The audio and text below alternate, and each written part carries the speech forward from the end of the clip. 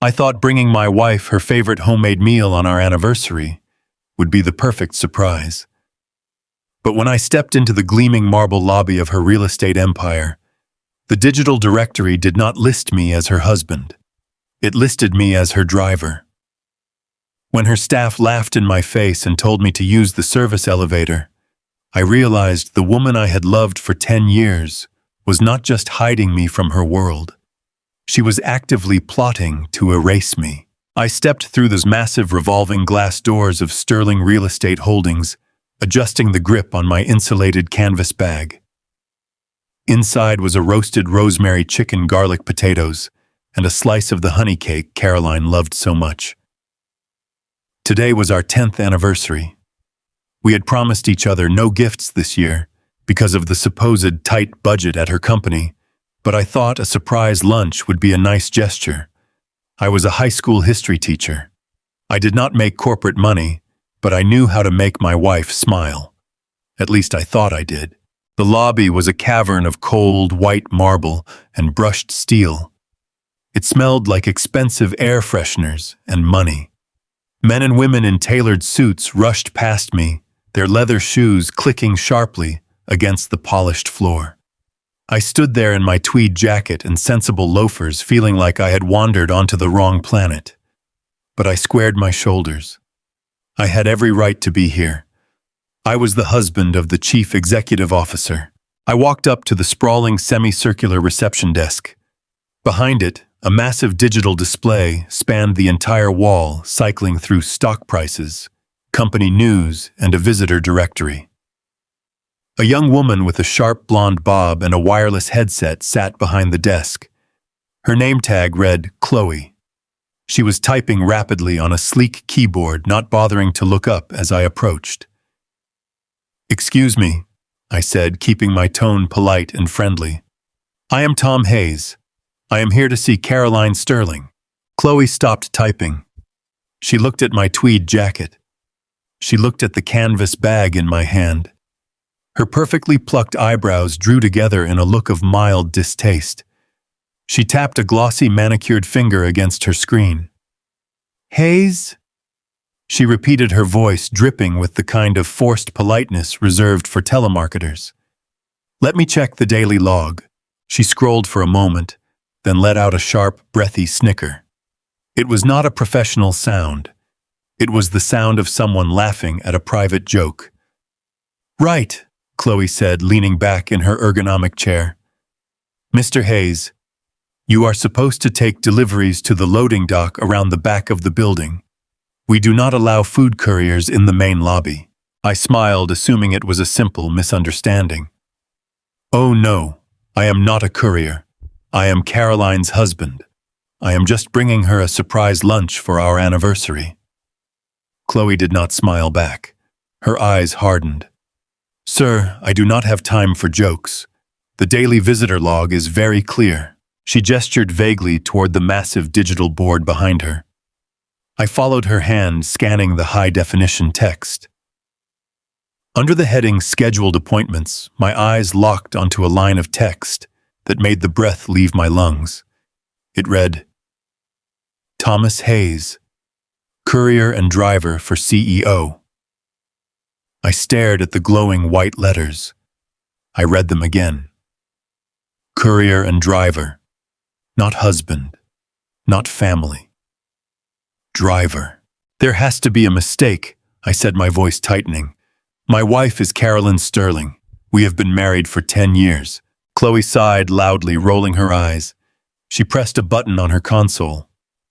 "Look, buddy, I do not care what your story is.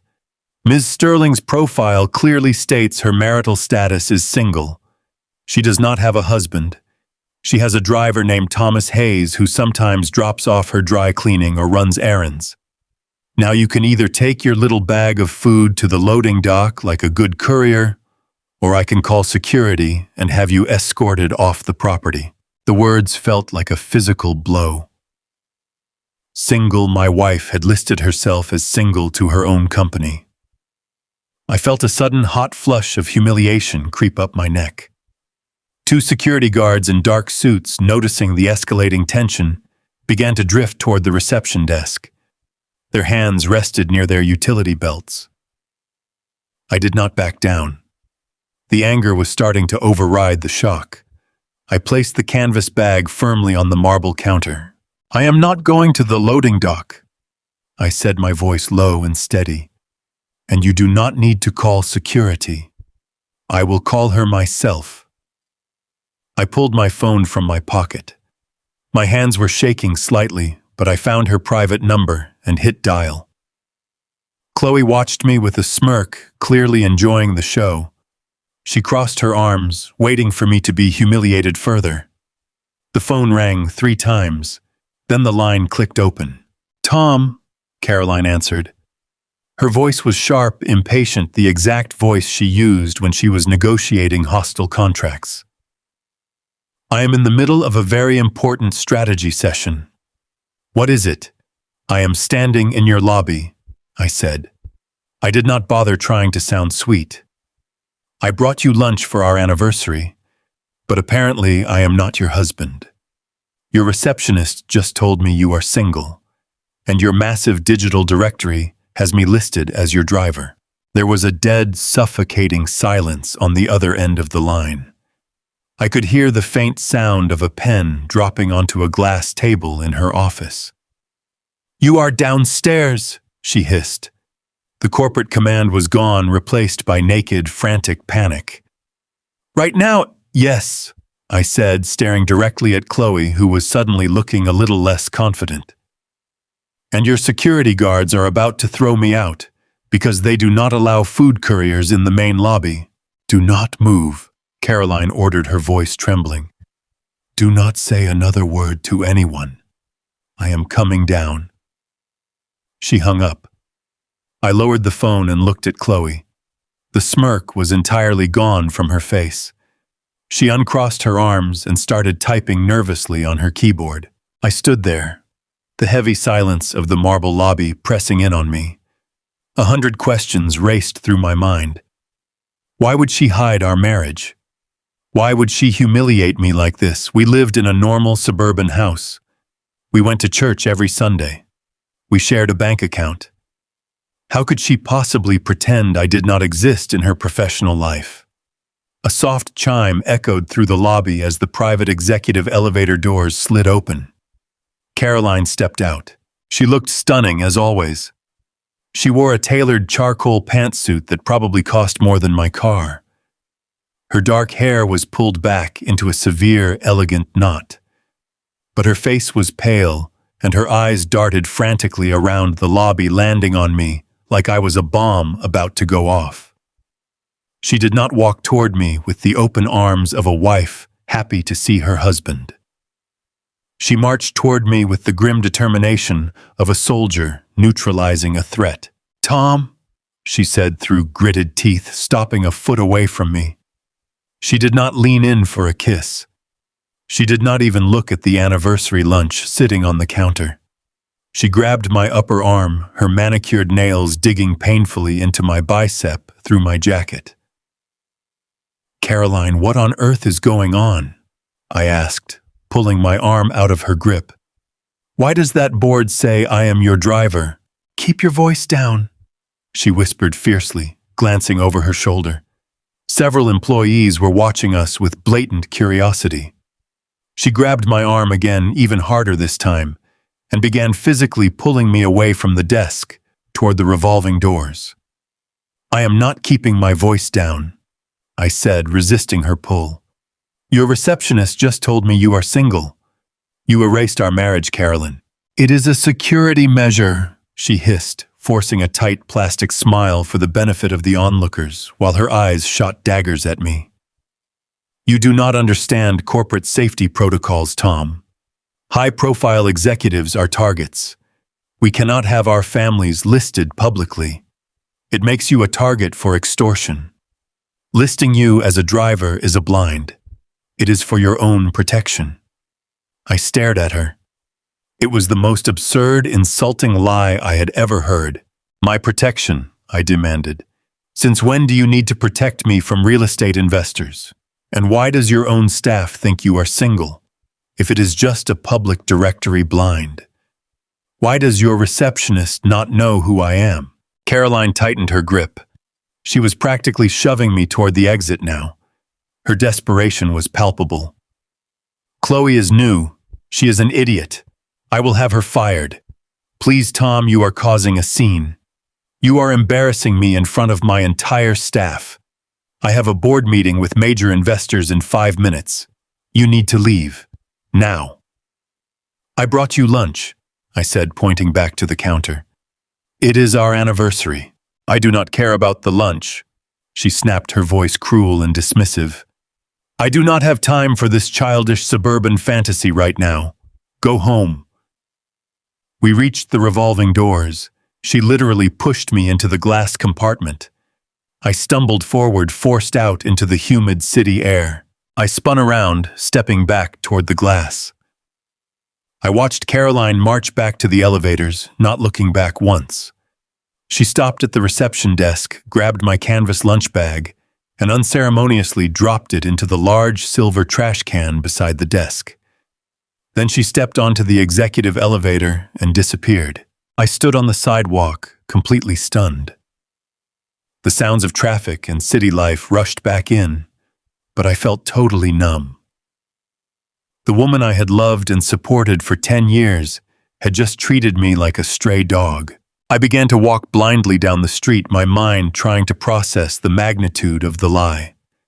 The security measure excuse was pathetic. She was ashamed of me. She had built an entire corporate identity that completely erased my existence. I was just a modest history teacher. I did not fit into her shiny marble world.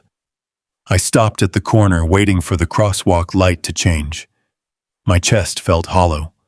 I needed to go home. I needed to think. Richard, glad you could make it. Let us head up. The voice cut through the street noise. It was familiar. Too familiar. I stepped back, putting a thick concrete street lamp between myself and the source of the voice. I peered around the edge. Standing at the side entrance of the Sterling building just 20 feet away was Bradley Sterling, Caroline's older brother. He was the vice president of operations, a title he had earned entirely through nepotism. Bradley had never liked me. He always made sure to remind me that I was just a public school teacher, marrying into a family of winners. Bradley was warmly shaking hands with a tall, older man in a bespoke navy suit. The man radiated wealth. I recognized him from the financial magazines Caroline sometimes left on the kitchen counter. Richard Preston, a ruthless private equity investor known for gutting companies and selling off their assets. Traffic was brutal, Bradley. Richard said, his voice deep and authoritative. But I would not miss this. Is everything ready? Bradley smiled, a slick, predatory grin. He checked his expensive gold watch. Everything is perfectly on schedule, Bradley said, slapping Richard on the back. Caroline is waiting in the boardroom. We have the new corporate structure mapped out, and she is finalizing the separation papers today. Once that dead weight is legally gone, we can move forward with the merger. Separation papers. The words hit me like a physical punch to the gut. The air vanished from my lungs. Excellent, Richard replied. I told her a long time ago she needed to cut the anchor if she wanted to sail. A CEO cannot be tied to a high school teacher. It is bad for the brand. Believe me, she knows. Bradley laughed. She has been setting the stage for months. He has no idea what is coming. By the time the ink is dry, he will not even know what hit him. Let us go make some money. The two men turned and walked through the side entrance, their laughter echoing briefly before the heavy glass doors sealed shut behind them. I stood alone on the corner. The crosswalk light turned green, then red, then green again. I did not move. The humiliation in the lobby had just been the beginning. The gaslighting, the fake security protocol, the denial of our marriage. It was not just shame. It was a strategy. My wife was not just hiding me. She was actively plotting to discard me, and she was doing it today. I looked back toward the gleaming facade of Sterling Real Estate Holdings. Somewhere up on the top floor, my wife was laughing, with a billionaire planning my financial and emotional execution. My hands slowly curled into fists. The shock was beginning to fade, and in its place a cold, hard clarity began to form. They thought I was just an ignorant teacher. They thought I was dead weight. They thought I would just quietly accept whatever separation papers they threw at me. I turned away from this building and walked toward my car. The sadness was gone. I was not going to be a victim. I was going to find out exactly what Caroline was planning, and I was going to stop it. The driver was about to take the wheel. My knuckles were white against the steering wheel of my 10-year-old sedan. The engine hummed a rough, uneven tune as I navigated the winding, tree-lined roads leading toward the Oak Creek Country Club. The afternoon sun filtered through the canopy of ancient oaks, casting long shadows across the asphalt. I drove on autopilot, my brain still trying to process the conversation I had just overheard on the street corner. Separation papers. Dead weight. The words played over and over in my head like a broken record. Caroline was not just leaving me. She was orchestrating a calculated surgical strike to remove me from her life. But why wait? If she wanted a divorce, she could have handed me the papers a year ago. We had no children. Our assets, or so I thought, were relatively straightforward. There was the house we bought together in the suburbs and my pension from the school district. Everything else, all the corporate wealth, was protected by the prenuptial agreement I had willingly signed a decade ago. I had never wanted her money. I had only wanted her. So why the secrecy? Why the elaborate lie in the lobby? Why was Richard Preston involved in a simple marital separation? I needed answers. I needed proof before I confronted her again. Caroline kept a secondary vehicle, a silver luxury sport utility vehicle, parked permanently at the country club. She claimed she needed it for taking clients on impromptu golf outings or driving to exclusive spa retreats, where my old sedan would look out of place. I had the spare key on my ring, a heavy piece of metal I had never used, until today. I pulled through the massive wrought iron gates of Oak Creek. The security guard waved me through without looking up from his phone. I parked my car near the maintenance sheds, far away from the polished luxury vehicles lined up near the clubhouse entrance. I walked the rest of the way, keeping my head down, blending in with the landscaping crew working near the hedges. The silver vehicle was parked in Caroline's reserved spot, gleaming under the afternoon sun. It looked untouched, pristine, and completely foreign to me. I pressed the unlock button on the key fob. The headlights flashed once a silent invitation. I opened the driver's side door and slipped inside, pulling the heavy door shut behind me. The interior smelled like expensive leather and vanilla perfume. It was Caroline's signature scent. Sitting in the driver's seat felt like invading a stranger's home. My heart hammered against my ribs loud and fast. I felt like a criminal, a trespasser in my own marriage. But the memory of Chloe the receptionist laughing at me and Bradley calling me dead weight pushed my hesitation away. I started with the center console. I opened the compartment, finding nothing but a pair of designer sunglasses, a pack of mints, and a few charging cables. I moved to the glove box, popping it open. A thick manual registration papers and insurance cards spilled out. I sifted through them quickly. Nothing unusual. No separation agreements. No secret letters. I shoved the papers back and slammed the glove box shut. Frustration began to bubble up in my chest. Maybe Bradley was bringing the papers with him to the meeting. Maybe there was nothing in the car at all. I leaned back against the headrest, closing my eyes for a brief second. I had to think. If Caroline was hiding something crucial, she would not put it in an obvious place. I opened my eyes and looked down at the floorboards. I reached under my own seat, sweeping my hand across the carpet. Nothing. I leaned over the center console and stretched my arm under the passenger seat. My fingers brushed against hard plastic, then something different, something smooth and textured. I pushed my hand further back, straining my shoulder. My fingers closed around a thick, heavy object. I pulled it out. It was a dark brown leather-bound folder, the kind executives used for carrying highly sensitive contracts. There was no logo on the front, no identifying marks. It was sealed with a simple magnetic clasp. My hands were shaking again. This was it. The divorce papers. The blueprint for how she was going to discard me. I took a deep breath, preparing myself to read the legal jargon that would officially end my marriage. I popped the magnetic clasp and flipped the folder open. The first page was a thick sheet of legal paper stamped with a bank logo I recognized immediately. First National Fidelity. But the bold heading at the top of the page did not say Petition for Dissolution of Marriage.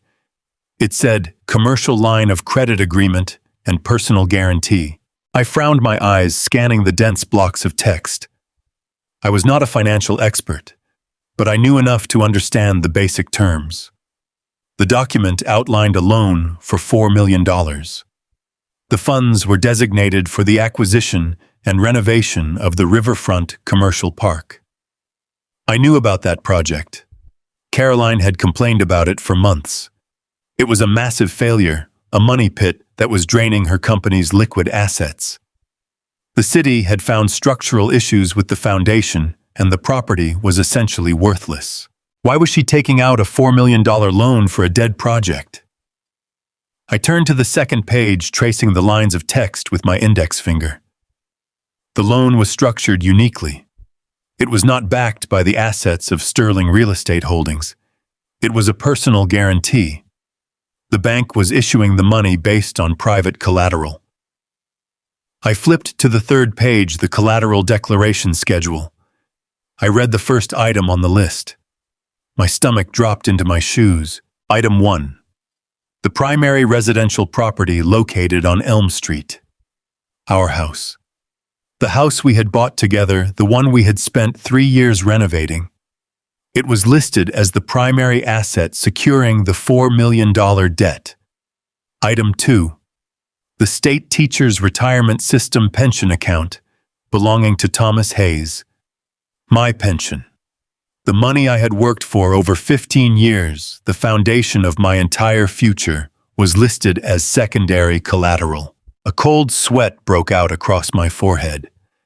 The prenuptial agreement we signed protected her corporate assets from me in the event of a divorce, but it did not protect my personal assets from her debts if I willingly signed as a guarantor on a loan.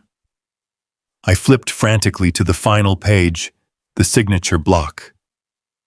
There, printed in neat black ink, was my name, Thomas Hayes, and right below it on the signature line was my handwriting, or at least an exact, flawless replica of my handwriting. It was a forgery. I stared at the blue ink signature, the loop of the T, the sharp angle of the Y. It was perfect. Someone had taken a tremendous amount of time to practice my signature. Caroline had forged my name. She had tied our house and my entire retirement fund to a failing $4 million commercial development. The true horror of the situation crashed over me like a tidal wave. She was not just divorcing me. She was framing me for her corporate failures. If she defaulted on this massive loan, the bank would not go after Sterling Real Estate Holdings. The bank would seize our house. They would drain my pension. I would be left completely bankrupt, homeless, and destitute. She was transferring her bad debt onto my shoulders before she filed the separation papers. That was why she was meeting with Richard Preston. She was cleaning up her company's balance sheet by dumping the toxic assets onto me, presenting a spotless financial portfolio to the wealthy investor. I was the sacrificial lamb. I pulled my cell phone from my pocket. My thumb fumbled with the screen lock, slipping on the cold sweat coating my skin. I opened the camera application. I had to get a copy of this. I had to take this to the police. I held the phone over the signature page, making sure the bank logo, the $4 million figure, and the forged signature were clearly visible in the frame. I tapped the capture button. The screen flashed. I flipped back to the collateral page to take another picture. A sharp, loud rap on the passenger side window shattered the silence inside the car. I jumped, nearly dropping the phone. I snapped my head to the right. Standing outside the glass, looking down at me with a lazy, arrogant smirk, was Bradley Sterling. He was holding a golf club, casually resting the metal shaft against his shoulder. Panic surged through my chest. I scrambled to shove the documents back into the leather folder, but my hands were clumsy. Before I could secure the clasp, the passenger door swung open. The humid afternoon heat rushed into the air-conditioned cabin. Bradley leaned into the car, his expensive cologne mixing sickeningly with the vanilla scent. He reached out and snatched the leather folder right out of my lap. "Hey!" I shouted, lunging toward him. "Give that back!" Bradley stepped back, easily evading my grasp. He stood on the manicured pavement, flipping the folder open and glancing at the papers. He did not look surprised. He looked amused. "Well, well, well," Bradley sneered, his voice dripping with condescension. "Look who decided to play detective. Did you get lost on the way to the faculty lounge, Tom?" I climbed out of the driver's seat, stepping onto the pavement to face him. My legs felt shaky, but the anger was burning away the fear. "That is fraud, Bradley," I said, pointing a trembling finger at the folder in his hands. "Caroline forged my signature. She put my house and my pension on a $4 million loan for a dead property." Bradley laughed. It was a loud, grating sound that echoed across the empty parking lot. He snapped the leather folder shut and tucked it neatly under his arm. "Fraud is such an ugly word, Tommy," he said, using the nickname he knew I hated. "I prefer to call it creative asset reallocation. Caroline has a company to save. You are just a high school history teacher. You do not actually need all that money anyway. You can just grade papers until you die." "I am going to the police," I stated, taking a step toward him. "I am going to tell them exactly what she did, and I will tell them you knew about it." Bradley stopped laughing. His smirk vanished, replaced by a cold, hard glare. He shifted the golf club in his hand, letting the heavy metal head tap against the asphalt. "You are not going to do anything, Tom," Bradley said, his voice dropping to a dangerous whisper. "Because if you make a fuss, if you go to the cops, I will go straight to the police chief. I will tell him I caught you breaking into Caroline's car, trying to steal highly sensitive corporate documents to sell to our competitors. Who do you think the police will believe, the vice president of Sterling Real Estate, or a disgruntled low-income public school employee throwing a temper tantrum?" I stared at him, the reality of the threat sinking in. He was right. They had the money. They had the lawyers. They had the influence. I was nobody. "You are sick," I whispered, disgust choking my words. "Both of you." Bradley smiled again, a thin, cruel stretch of his lips. He tapped the golf club against my front bumper. "Consider this a divorce tax, Tom," Bradley said casually. "Caroline wants a clean slate. You are the cost of doing business. Go home. Pack your cheap suits. The bank will be sending the foreclosure notice by the end of the month." He turned around and began walking toward the clubhouse, whistling a cheerful tune. He did not look back. He took the leather folder, the original documents, the only physical proof of the forgery, right with him. I stood frozen next to the open car door. My chest heaved as I tried to catch my breath. I had lost the folder. I had lost the original signature. But as I watched Bradley disappear around the corner of the brick building, I felt the solid weight of my cell phone still clutched tightly in my right hand. I lifted the screen. The photograph of the first page was crystal clear. It showed the bank name, the $4 million amount, and the forged signature. It was not the complete file, but it was a start. They thought they could ruin me and walk away laughing. They thought I was just collateral damage. I closed the car door, the heavy thud echoing in the quiet lot. I had the photo and I knew their plan. The game was far from over. Dust motes danced in the slanted afternoon light, filtering through the bay window of our living room. It was a picturesque suburban scene, quiet and perfectly still, completely at odds with the hurricane tearing through my reality. I slammed the front door shut, the heavy oak vibrating in the frame, and ignored the blinking red light of the alarm keypad. I did not care if I tracked dirt from the Oak Creek parking lot onto the pristine Persian rug. The house no longer felt like a sanctuary. It felt like a trap waiting to be sprung. My boots hit the hardwood floor with a heavy rhythmic thud as I bypassed the kitchen and marched straight down the hallway toward the master bedroom. If Bradley had the forged loan documents, I needed to know what else Caroline had taken. We kept a fireproof wall safe hidden behind a framed landscape painting in the master closet. It was a heavy steel box embedded in the drywall. It held everything that mattered. Our passports, our birth certificates, our social security cards, and most importantly, the original paper deed to this house. The property was supposed to be fully paid off, a joint asset, free and clear of her corporate tangles. We had spent 3 summers renovating the kitchen and the backyard deck together. It was my home. I pushed the sliding closet doors open, the wheels rattling on the metal track.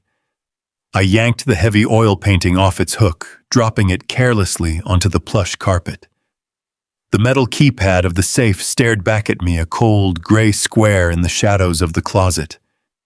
My fingers danced over the rubber buttons, punching in our anniversary date. The irony tasted like ash in my mouth. A green light flashed, accompanied by a soft, metallic click that echoed loudly in the quiet room. I grabbed the heavy steel handle and pulled the door open. I expected to see the thick manila envelopes and the neat stack of crisp legal documents. I expected to find the tangible proof of my identity and my ownership. Instead, my eyes met the dull gray metal of the back wall. The safe was completely empty. I dropped to my knees, shining my phone flashlight into the dark corners of the steel box, desperately praying I had somehow overlooked a hidden compartment or a false bottom. But there was nothing. Not a single scrap of paper remained. The realization hit me like a physical blow to the sternum, driving the air from my lungs. Caroline had not just forged my name today. She had been preparing this execution for weeks, maybe months. She had stolen my birth certificate. She had taken my passport so I could not easily leave the country or prove my identity at a bank.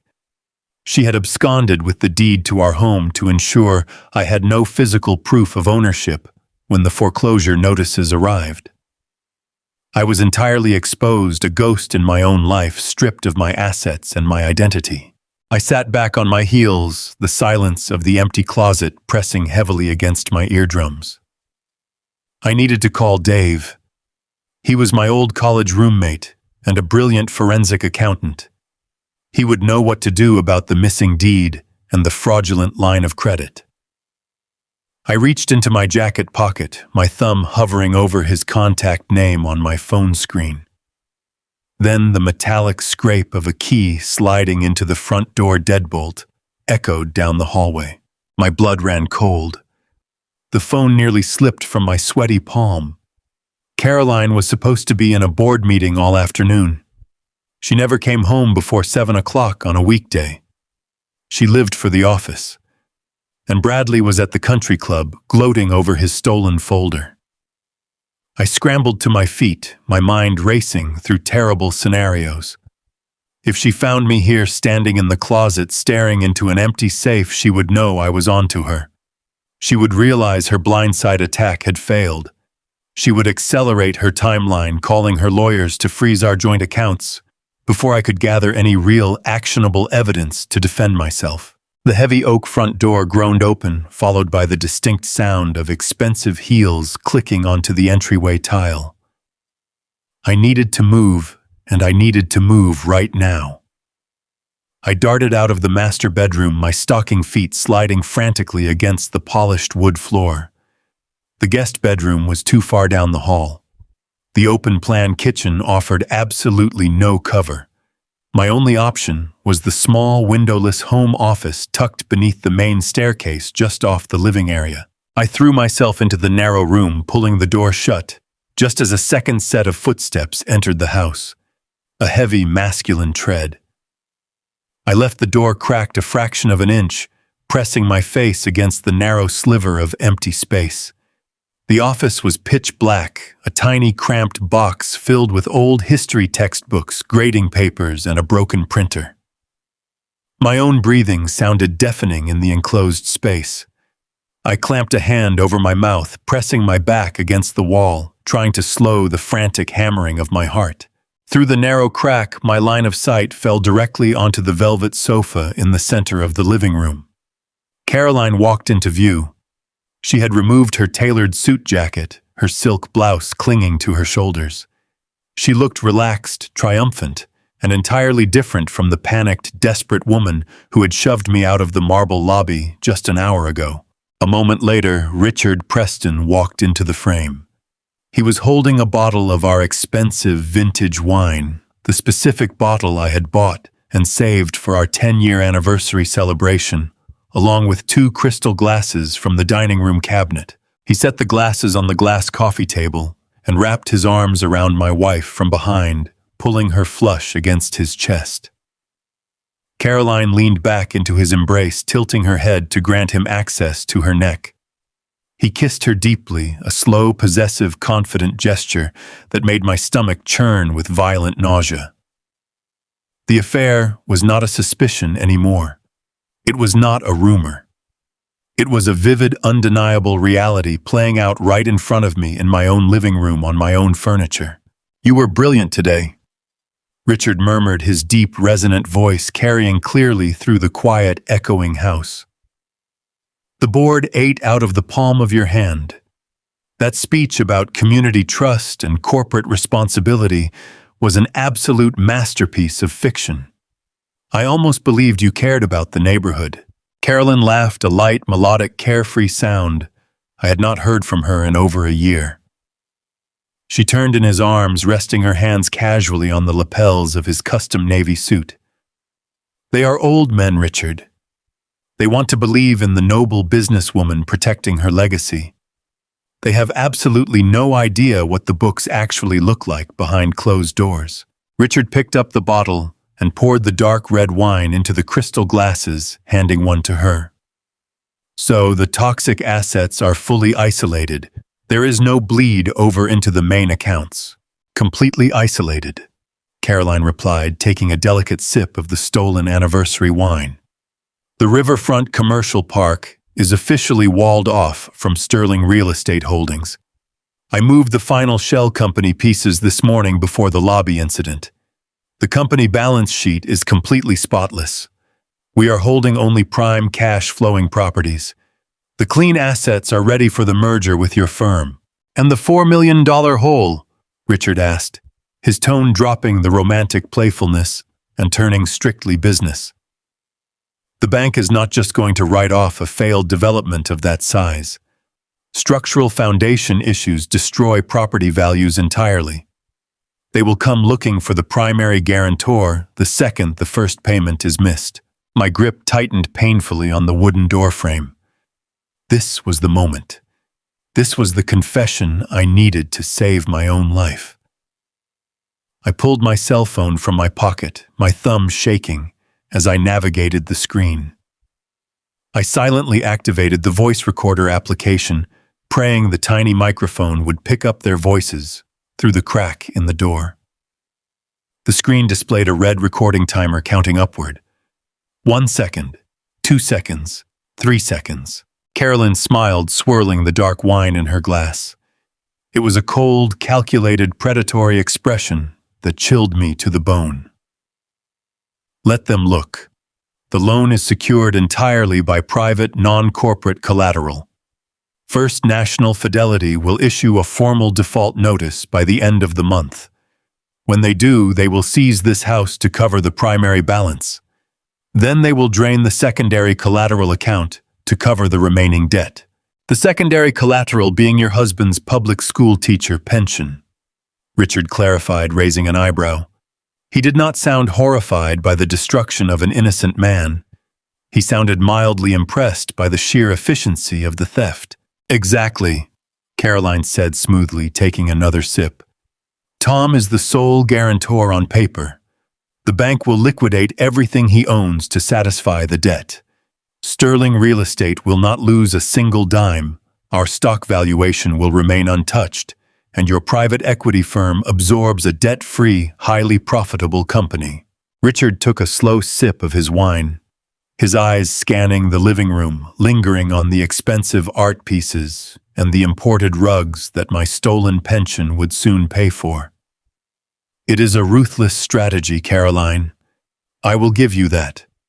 You are a shark. But what happens to him when the bank forecloses on this property? He is going to realize exactly what happened. He is going to scream fraud. He is going to go to the authorities and demand an investigation into the forged signatures. Carolyn scoffed, waving her manicured hand dismissively in the air. Let him scream all he wants. Who is going to listen to him? A public high school history teacher claiming his wealthy, successful CEO wife framed him for corporate fraud. It sounds like the paranoid delusion of a bitter, dumped husband trying to extract a settlement. By the time he figures out the true scope of the debt, the bank will have already frozen his accounts. He will be completely broke. She walked over to the stone fireplace, running a finger casually along the marble mantel. He will not have the funds to hire a forensic accountant, let alone a competent defense attorney to fight a massive financial institution. The legal system destroys people without capital. He will be drowning in foreclosure proceedings, credit destruction, and debt collection lawsuits. The stress will break him. When I graciously offer him a quiet, uncontested annulment in exchange for paying off his immediate legal fees, he will sign the papers just to make the pain stop. He will crawl away quietly, and we will never hear from him again. The sheer sociopathy of her plan paralyzed me. She was not just leaving me for another man. She was intentionally, methodically destroying my entire life to finance her corporate ambitions. She was using my financial ruin as a shield to protect her lucrative merger with her billionaire lover. She viewed my absolute destruction as nothing more than a convenient administrative task to be checked off a list. I stepped back, overwhelmed by a dizzying, suffocating wave of betrayal and rage. The darkness of the small office seemed to press heavily against my chest, making it hard to draw breath. I needed to leave. I needed to get this recording to Dave right now. As my heel shifted backward on the cramped, cluttered floor, it caught the edge of a heavy hardcover history textbook stacked precariously near the bottom shelf of the bookcase. I tried to shift my weight to catch my balance, but my shoulder bumped the towering stack of books. The heavy volume slid off the pile, falling through the darkness. It hit the hardwood floor with a loud, distinct, echoing thud. The sound cut through the quiet living room like a gunshot. In the living room, the conversation instantly ceased. Through the narrow crack in the door, I saw Richard freeze completely. His crystal wine glass stopped halfway to his mouth. Caroline stopped pacing by the fireplace. Slowly, deliberately, her head snapped away from the marble mantel and turned directly toward the darkened hallway. Her eyes locked onto the exact spot where the home office door stood open, just a fraction of an inch. The silence in the living room was absolute. My heart hammered against my ribs with the force of a battering ram echoing so loudly in my ears I was certain they could hear it. Through the narrow crack in the home office door, I saw Caroline staring directly at the deep shadows concealing my hiding spot. Her eyes were narrowed, scanning the gloom with a predatory intensity. Richard set his crystal wine glass down heavily on the glass coffee table. The sharp clink of the glass breaking the silence made me flinch. He took a heavy, deliberate step toward the hallway. I had seconds before discovery. I backed away from the wooden door, my stocking feet sliding silently across the cluttered floor. I navigated the cramped space purely by memory, avoiding the stacks of history textbooks and the broken printer. I reached the small rectangular window at the back of the room. It was an old wooden sash window notorious for sticking shut during the humid summer months. I grabbed the cold brass latch, praying to God the metal would not squeak, and twisted it open. I pushed the wooden frame upward with all my strength. It resisted for a terrifying second, then slid open just enough to allow passage. I squeezed my shoulders through the narrow gap, tumbling headfirst into the damp mulch of the side garden. I hit the ground hard, scraping my cheek against the rough brick foundation of the house, but I did not stop moving. I scrambled to my feet and ran blindly into the darkness of the suburban night, leaving my shoes, my stolen sense of security, and my entire shattered marriage behind me. I spent the entire night parked behind a brightly lit 24-hour diner on the edge of town. I sat shivering in my cold car, listening to the recorded audio file on my phone over and over again on an endless loop. Every time Caroline calmly discussed my financial execution, a fresh wave of nausea washed over me. When the sun finally began to rise, painting the suburban sky in cheerful shades of orange and pink, the reality of the morning felt like a severe hallucination. My phone vibrated on the passenger seat at exactly 8 in the morning. It was a text message from Caroline. It read simply that I needed to meet her at Grace Fellowship by 9, that Pastor Miller wanted to publicly thank us for the recent charity drive, and that I should wear the blue silk tie she bought me for Christmas. I stared at the glowing screen for a long time. A normal man would have driven away and never looked back. A sane man would have gone straight to a police station. But the terrifying reality was that the audio recording of her and Richard plotting my destruction was not enough to save me from the forged bank documents. It was just a conversation. I needed to look her in the eye in the harsh light of day. I needed to see exactly how deep this deception really went. I drove back to our neighborhood, quietly slipping through the side door of the garage while she was upstairs getting ready. I changed into my charcoal suit, tied the specific blue silk tie she requested, and drove separately to the sprawling, affluent campus of Grace Fellowship. The church was a massive architectural marvel of stained glass and polished steel, filled every Sunday with the wealthiest and most influential residents of the county. Caroline was waiting for me in the sunlit main atrium. She looked like the absolute picture of pious, serene grace. She wore a modest, beautifully tailored cream-colored dress, her dark hair perfectly styled, and a gentle, welcoming smile plastered across her flawless face. When she saw me approaching, she stepped forward and linked her arm through mine, as if we were a pair of devoted newlyweds.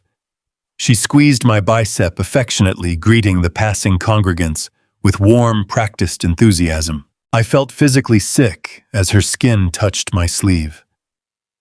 We walked through the crowded carpeted aisles together, Caroline waving cheerfully to banking executives, local politicians, and wealthy real estate developers. She even stopped to hand a generous, highly visible donation check to the youth ministry director, soaking in the admiration and praise of the surrounding crowd. She was playing the role of the devoted, philanthropic Christian wife with terrifying, flawless perfection. Every smile she offered was a calculated lie. Every gentle touch was a rehearsed performance designed to build her public armor. I sat next to her in the padded oak pew for an entire hour, forced to listen to a passionate sermon about honesty, marital devotion, and spiritual redemption, while the woman sitting right beside me actively plotted to render me completely homeless and destitute. As the final hymn concluded, and the massive congregation began to slowly disperse toward the exits, I turned to Caroline. I kept my voice low and steady, telling her we needed to speak in private immediately. She maintained her sweet public smile for the benefit of the people watching us, but her eyes hardened instantly, flashing with a dangerous warning. I ignored her silent threat and guided her firmly away from the crowded fellowship hall, steering us down a quiet, deserted corridor, lined with administrative offices. We slipped into the empty church rectory, a small, heavily soundproofed room filled with dusty theological books and heavy oak furniture. I closed the heavy wooden door behind us, clicking the brass lock into place with a loud final snap. The exact moment the latch engaged, the atmosphere in the small room shifted violently. Caroline dropped the warm, loving wife persona completely. It was like watching a snake shed its skin. Her posture straightened rigidly, her jaw clenched, and she looked at me with cold, undisguised, absolute contempt. "What is the meaning of this, Tom?" she demanded, her voice sharp, brittle, and vibrating with annoyance. "I have a very important brunch meeting with the charity board in 20 minutes. You are wrinkling my dress, and you are acting completely unhinged." I did not waste a single second with accusations or emotional outbursts. I pulled my cell phone from my jacket pocket, opened the digital photo gallery, and turned the bright screen directly toward her face. I held the device completely steady so she could clearly see the high-resolution image of the commercial line of credit agreement.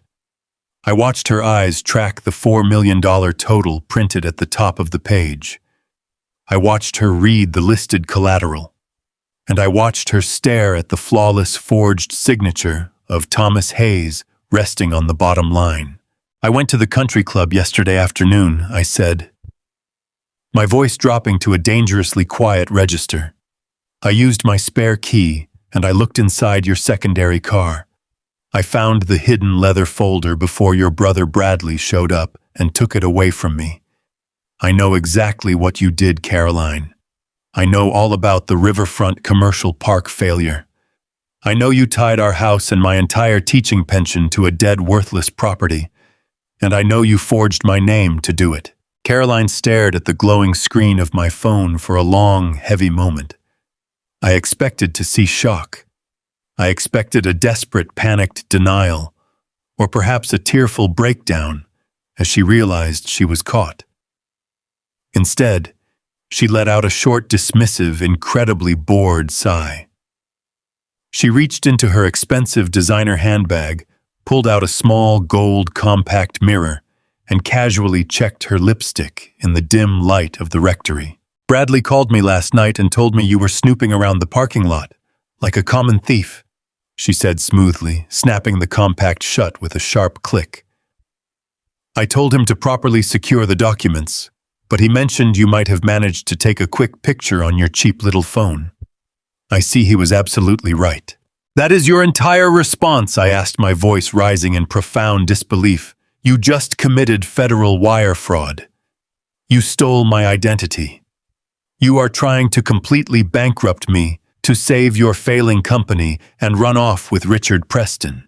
And you are standing in a church rectory checking your makeup. Keep your voice down," she commanded, stepping much closer to me. The sheer, overwhelming arrogance radiating from her was suffocating. "A digital photograph of a piece of paper is not legal proof, Tom. It is a meaningless digital image that any high school computer student could doctor in 5 minutes using basic software. You do not have the original paperwork." Bradley shredded the physical folder last night in his office.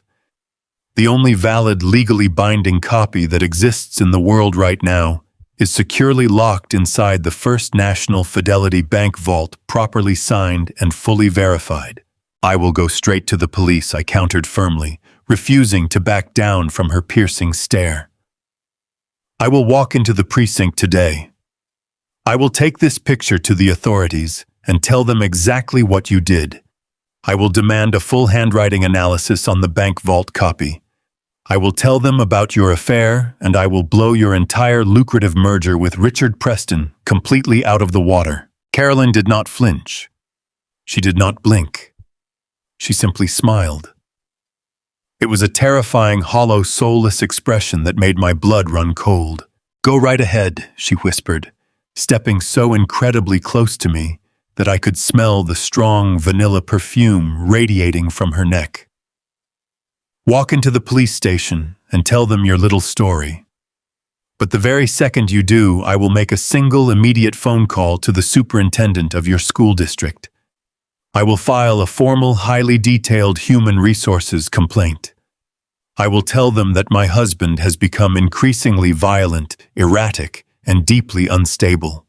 I will tell them with tears in my eyes that you physically assaulted me in this very room and that I am terrified for my life." I recoiled violently, stumbling back a step, as if she had physically struck me in the face.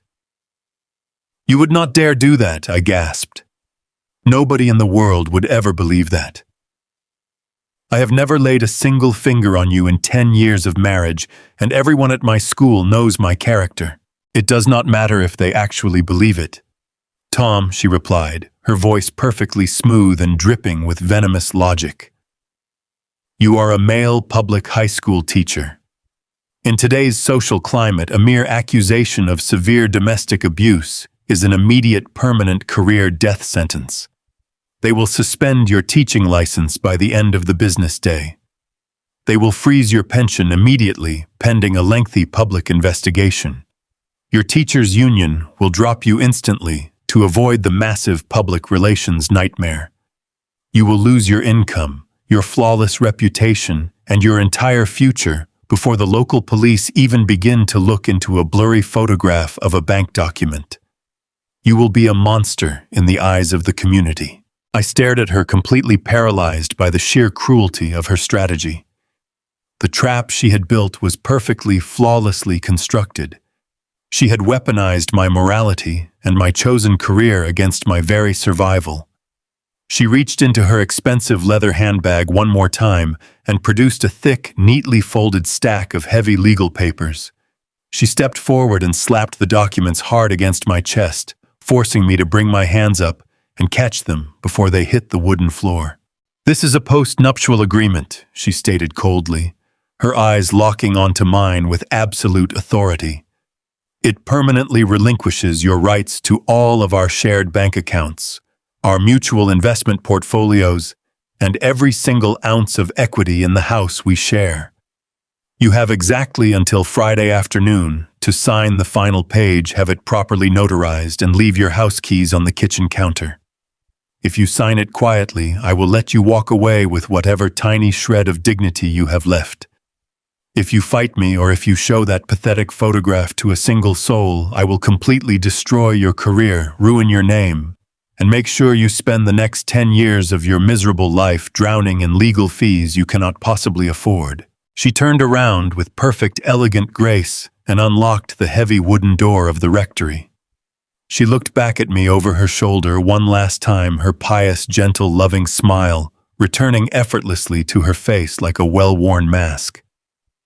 "I will see you at home, darling," she said loudly, projecting her voice to make absolutely sure the people walking in the hallway could hear her sweet, devoted tone. She stepped out into the bright, sunlit corridor, leaving me entirely alone in the small, silent, suffocating room. I looked down at the post-nuptial agreement trembling in my hands. The heavy legal paper felt exactly like a death warrant.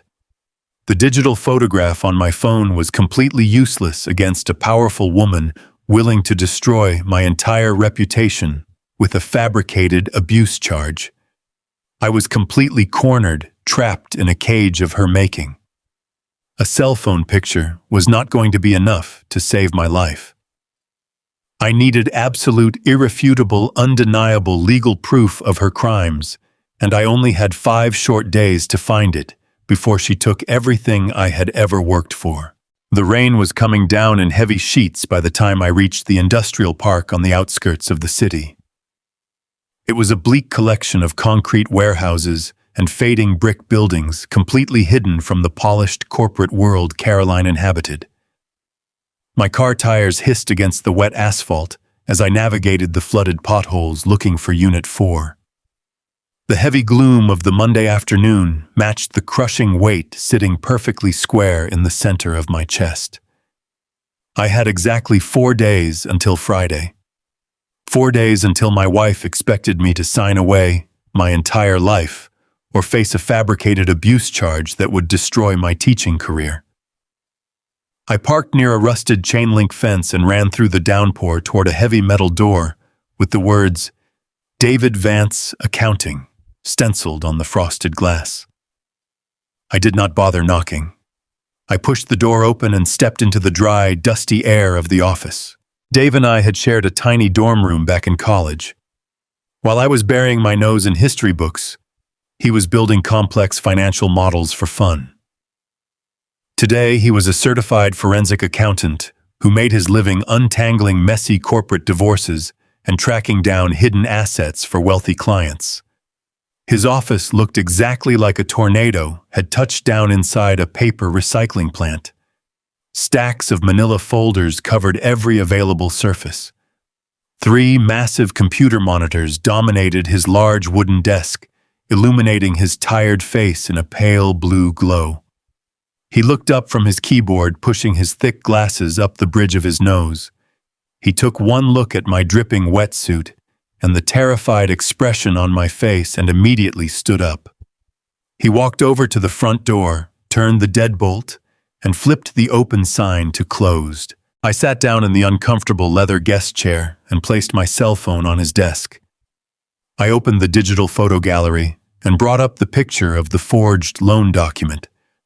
I spent the next 20 minutes telling him absolutely everything. I told him about the humiliating display in the lobby with the driver designation. I told him about the hidden leather folder and Bradley ambushing me in the parking lot. I recounted the horrifying conversation I overheard from the closet while Richard Preston drank my anniversary wine. Finally, I explained the brutal ultimatum Caroline had delivered in the church rectory just 24 hours ago. Dave did not interrupt me once. He simply sat in his chair, staring intently at the photograph on the screen, his fingers steepled beneath his chin. When I finally finished speaking, the silence in the office was deafening, save for the steady drumming of the rain against the roof. "This is not just a messy divorce, Tom," Dave finally said, his voice grave and professional. "This is a highly coordinated multi-million-dollar financial crime. Your wife is operating a massive shell game, and she is using your clean financial record as the ultimate fall guy." He picked up a specialized digital stylus and began tapping on one of his massive monitors. He transferred the photograph from my phone directly to his main computer screen, blowing the image up until the forged signature was the size of my hand. He studied the ink strokes, the pixel density, and the formatting of the bank letterhead. He explained that First National Fidelity was notoriously aggressive with private collateral loans. They did not care about the actual viability of the commercial project, as long as they had a solid physical asset to seize in the event of a default. Caroline had served up my home and my retirement fund on a silver platter. "We need to track exactly where that $4 million actually went," Dave said, his fingers flying across his mechanical keyboard with blinding speed. If the money actually went into the commercial park to fix the structural issues, she could argue it was a legitimate business expense.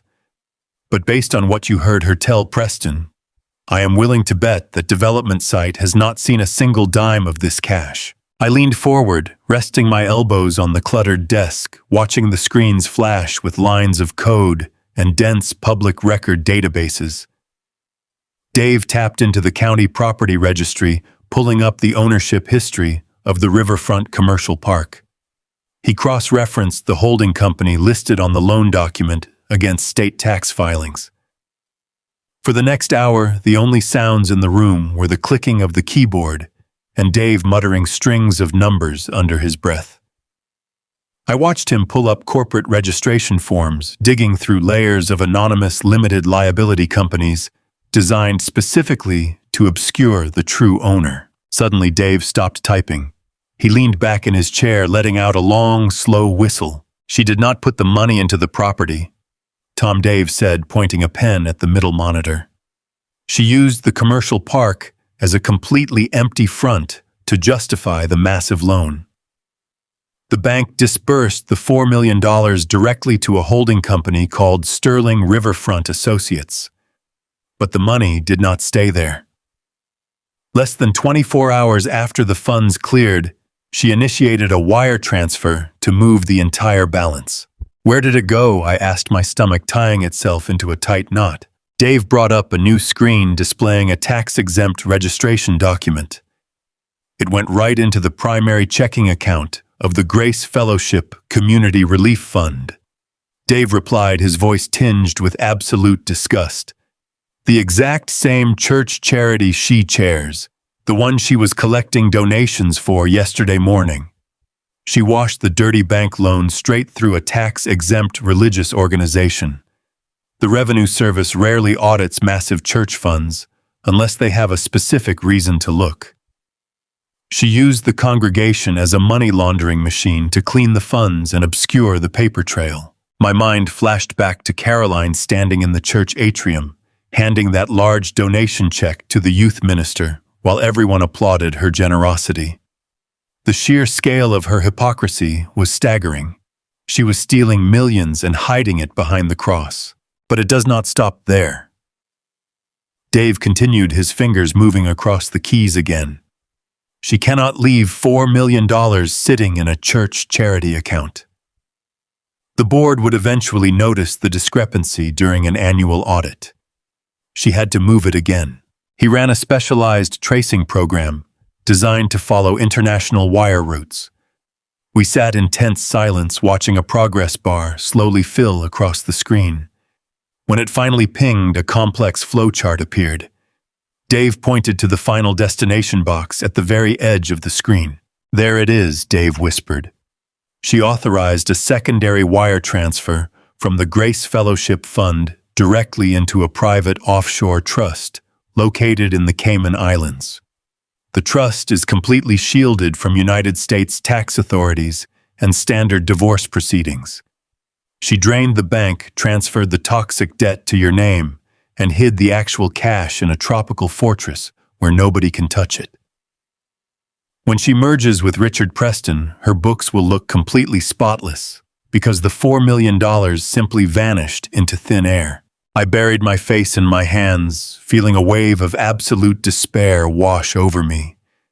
She had thought of everything. The money was gone. The bank had my forged signature. I had no physical proof of anything except a blurry picture. It felt impossible. I told Dave we had lost.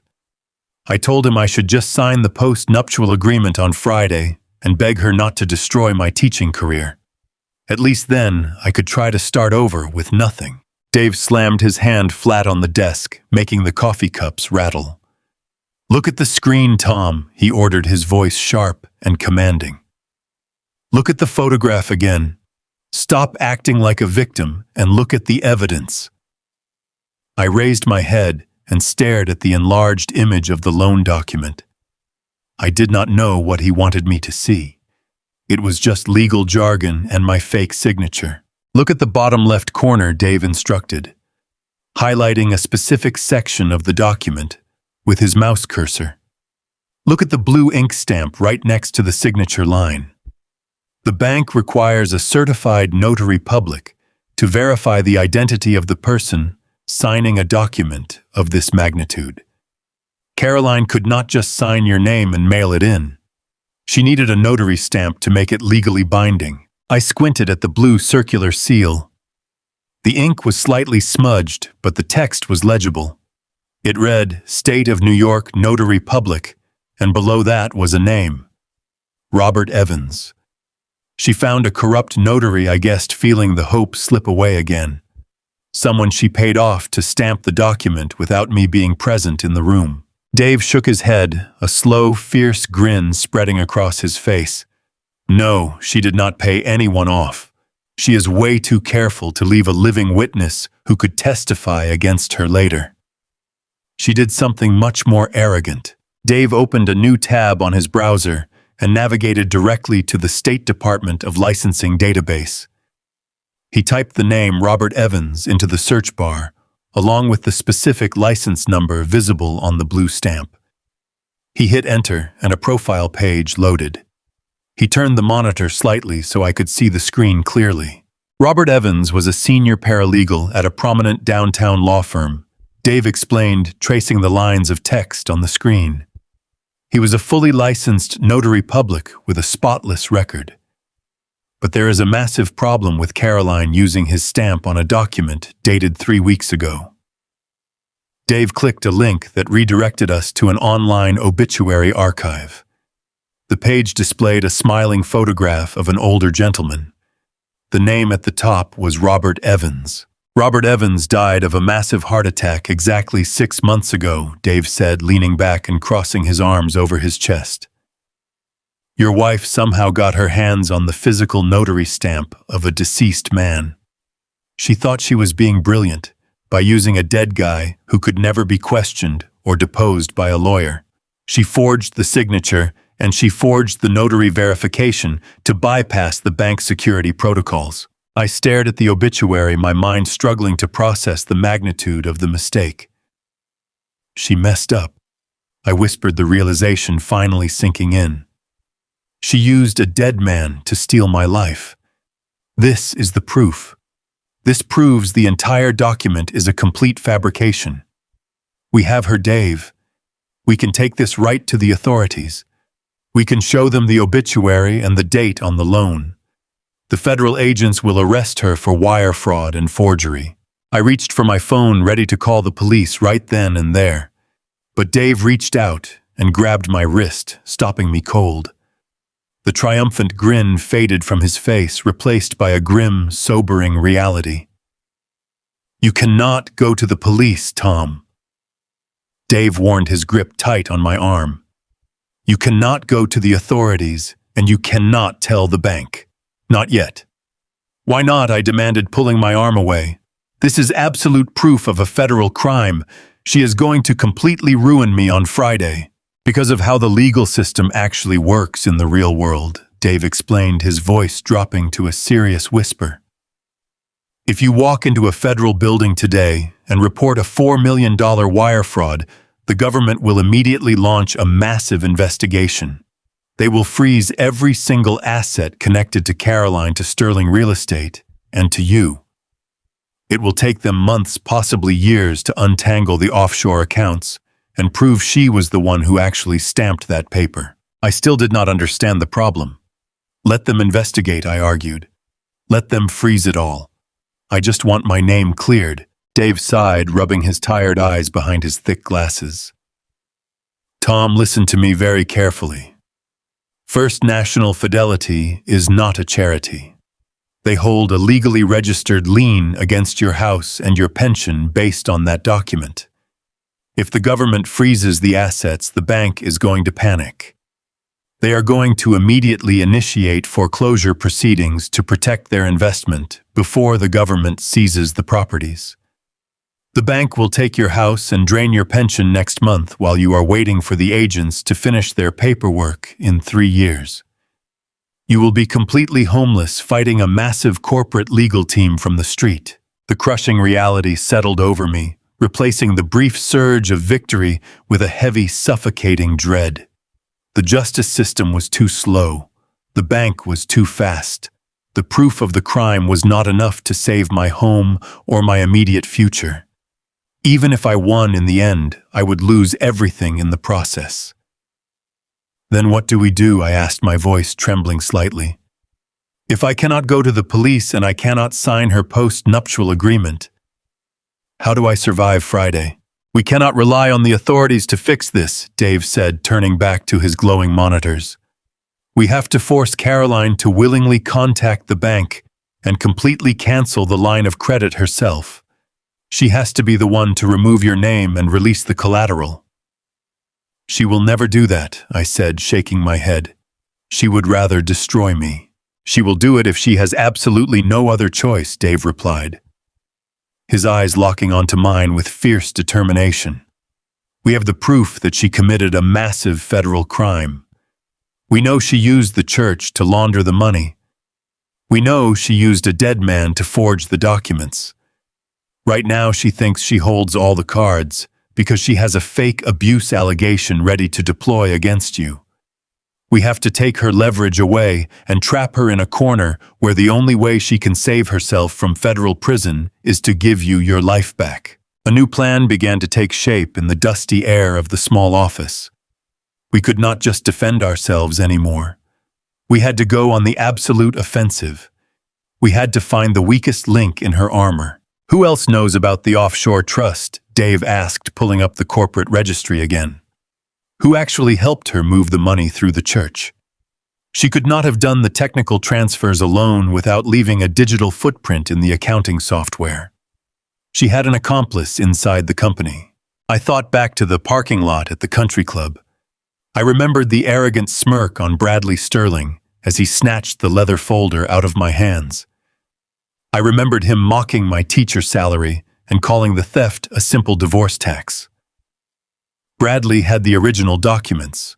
Bradley knew about the bank. Her brother. I said, the anger finally crystallizing into a sharp, cold weapon. Bradley is the vice president of operations. He has full access to the corporate accounts, and he hates me enough to help her do this. Dave nodded, a dangerous smile returning to his face. Then Bradley is our target. We have 3 days to break him and turn him against his own sister. If we control Bradley, we control the server data. And if we get the server data, we can walk into her fancy investor gala and blow her entire world to pieces. The fluorescent overhead lights of room 214 hummed with a low, steady vibration that usually gave me a headache by the end of the day. Tonight the sound was just white noise beneath the rushing current of my own anxiety. It was Thursday evening. The endless marathon of fall parent-teacher conferences had finally concluded. The linoleum hallways of the public high school were completely deserted save for the distant rhythmic squeak of a janitorial mop bucket. I sat alone behind my scuffed wooden desk, staring blindly at a stack of graded history essays. The classroom smelled faintly of floor wax, dry erase markers, and stale coffee. It was my sanctuary. For 10 years, this room had been the one place where I felt entirely in control. But tonight, the brightly colored maps on the walls and the neat rows of student desks offered absolutely no comfort. Tomorrow was Friday. Tomorrow was the deadline Caroline had set for me to sign away my entire existence. A heavy set of footsteps echoed down the empty corridor.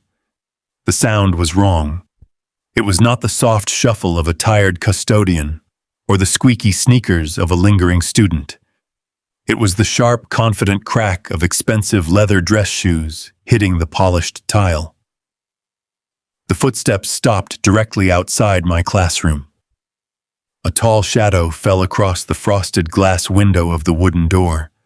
Before I could stand up or call out, the brass handle turned. Bradley Sterling stepped into the room. He looked entirely out of place in the modest educational setting. He wore a custom-tailored charcoal suit, a silk tie, and a smug expression that instantly made my blood boil. He closed the heavy classroom door behind him, and I heard the distinct metallic click of the deadbolt locking into place. He was shutting us in. Bradley took his time walking down the center aisle. He dragged his hand casually across the tops of the student desks, leaving a faint trail on the laminated wood. He stopped directly in front of my desk, leaning over and placing both of his palms flat against the cluttered surface. He invaded my space completely, towering over me with a predatory grin. "I hope you have a pen handy," Tom Bradley said, his voice echoing loudly in the empty room. "Caroline sent me to collect the paperwork. She figured you might try to delay the inevitable, so she asked me to come down here and provide a little administrative encouragement. I want the post-nuptial agreement, and I want it right now." I kept my hands resting flat on my lap, hidden beneath the edge of the desk. My right hand slowly slid into my trouser pocket. My fingers found the cold, smooth surface of my cell phone. I traced the edge of the screen, locating the side button I had pre-programmed to instantly launch the audio recording application. I pressed it twice.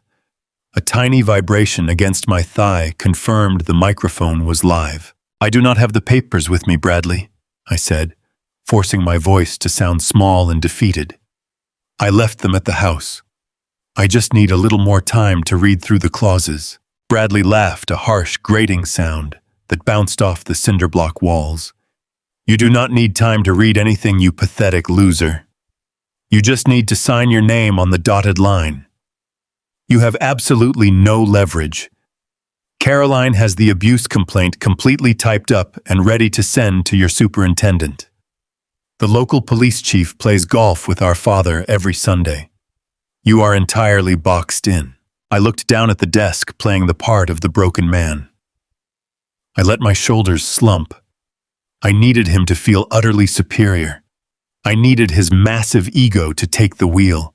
"I just do not understand how you guys actually pulled this off," I murmured, shaking my head in fabricated disbelief. "It is $4 million. First National Fidelity is a massive institution. They do not just hand over that kind of cash without strict verification.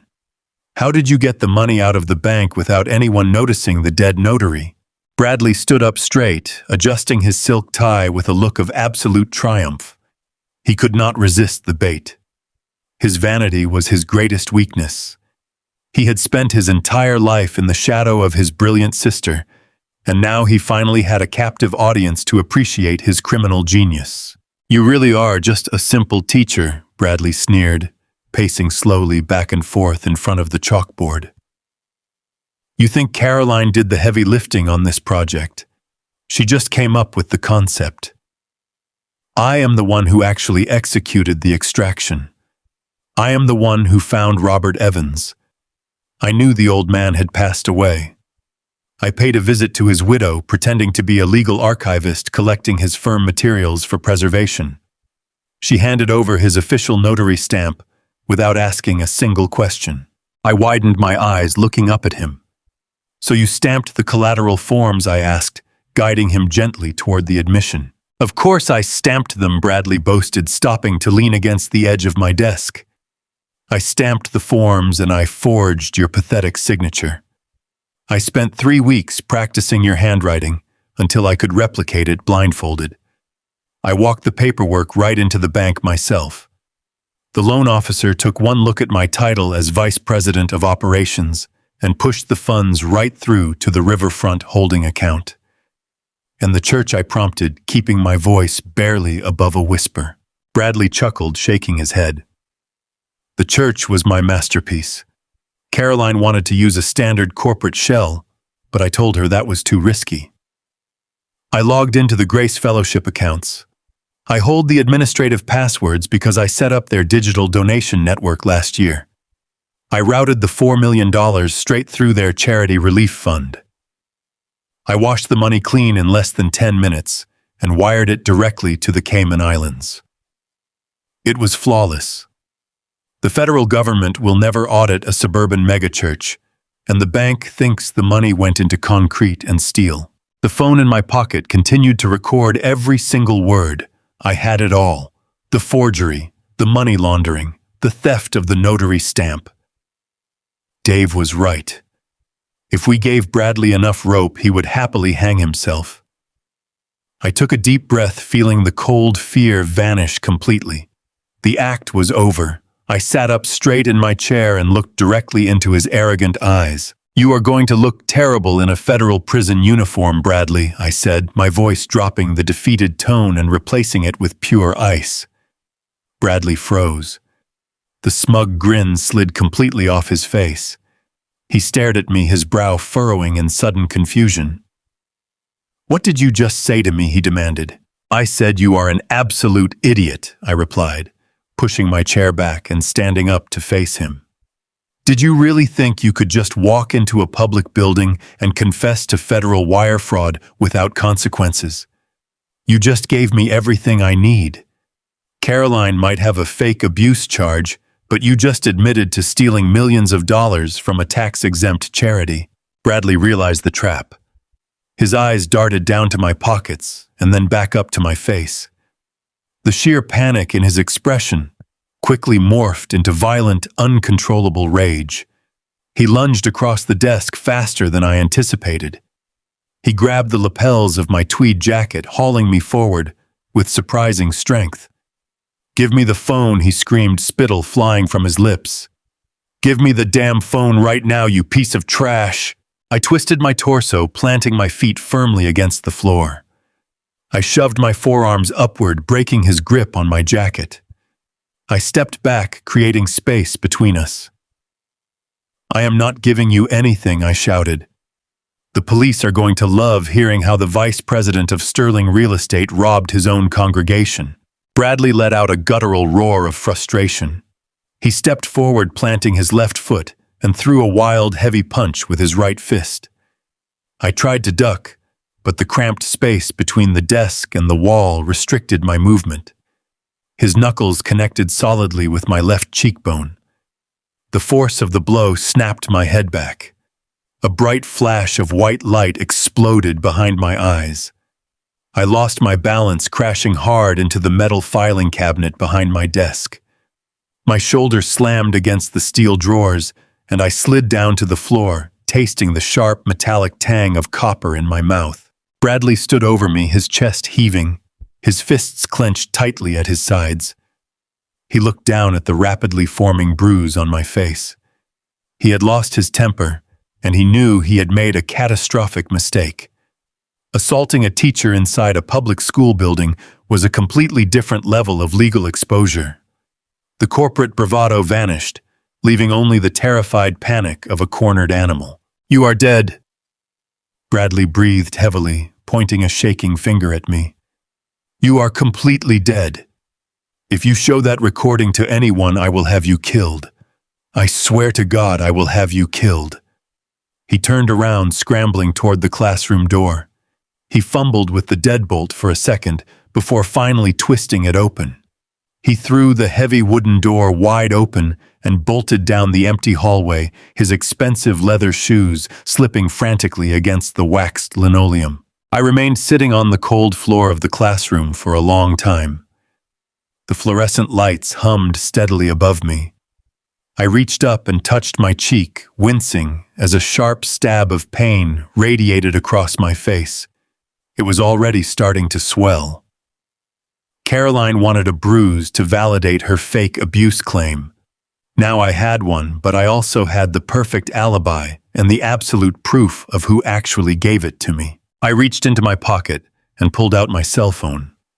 I stopped the recording and saved the audio file, immediately uploading a secure backup to a cloud server Dave had set up for me. I leaned my head back against the cold steel of the filing cabinet and pressed play on the audio track. The sound of the empty classroom filled the small speaker. I listened to my own fabricated weakness. I listened to Bradley gloating about the stolen notary stamp. I listened to him detail the exact route of the money through the Grace Fellowship Charity Fund. It was the smoking gun Dave and I had prayed for.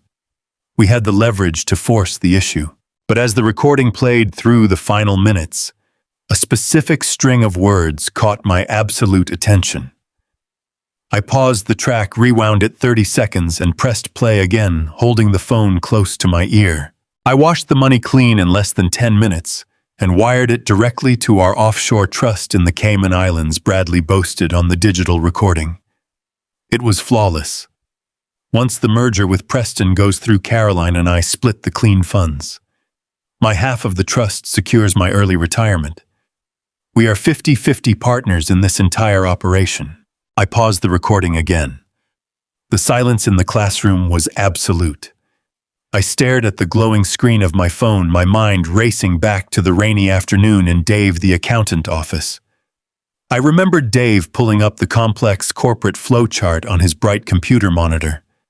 I remembered Dave pointing to the final destination box at the very edge of the screen, outlining the structure of the Cayman Islands account. There was only one name listed on the beneficiary clause of that offshore trust: Caroline Sterling. Bradley thought he was an equal partner. He thought he was splitting $4 million with his sister. He had committed federal wire fraud, stolen a notary stamp, forged my signature, and risked decades in prison because he believed he owned 50% of the stolen funds. But the financial audit was undeniable. Caroline had left her brother completely off the legal paperwork.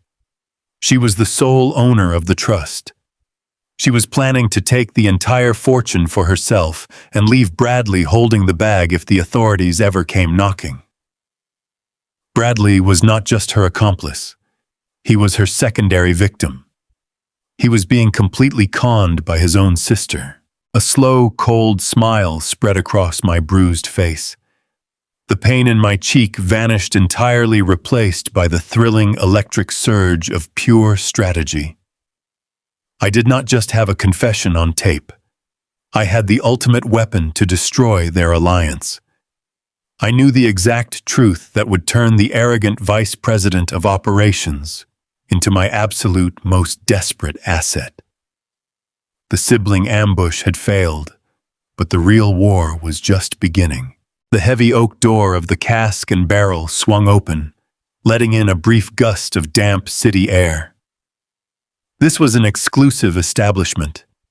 It smelled of aged wood, expensive cigar smoke, and roasted nuts. The lighting was deliberately dim, casting a warm amber glow over the patrons. I sat at a small corner booth near the back, nursing a glass of tap water.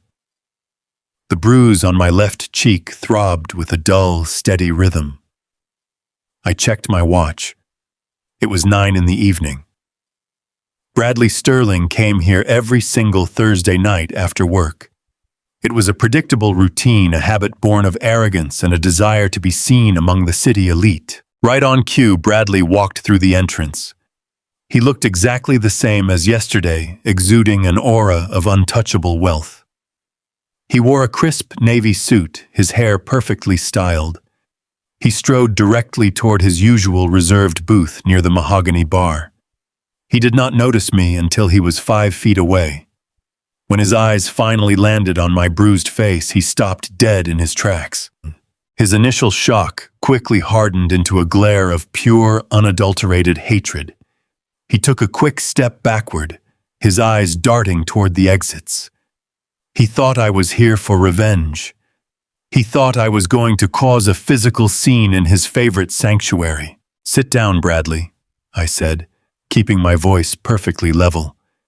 "If you turn around and walk out that door, I will send the audio recording of you assaulting a public school teacher to the police chief, and then I will send a copy to every single member of your father's golf club." He froze, his jaw clenched tightly. He looked around the quiet bar, realizing he had absolutely no avenue of escape that did not end in public humiliation or arrest.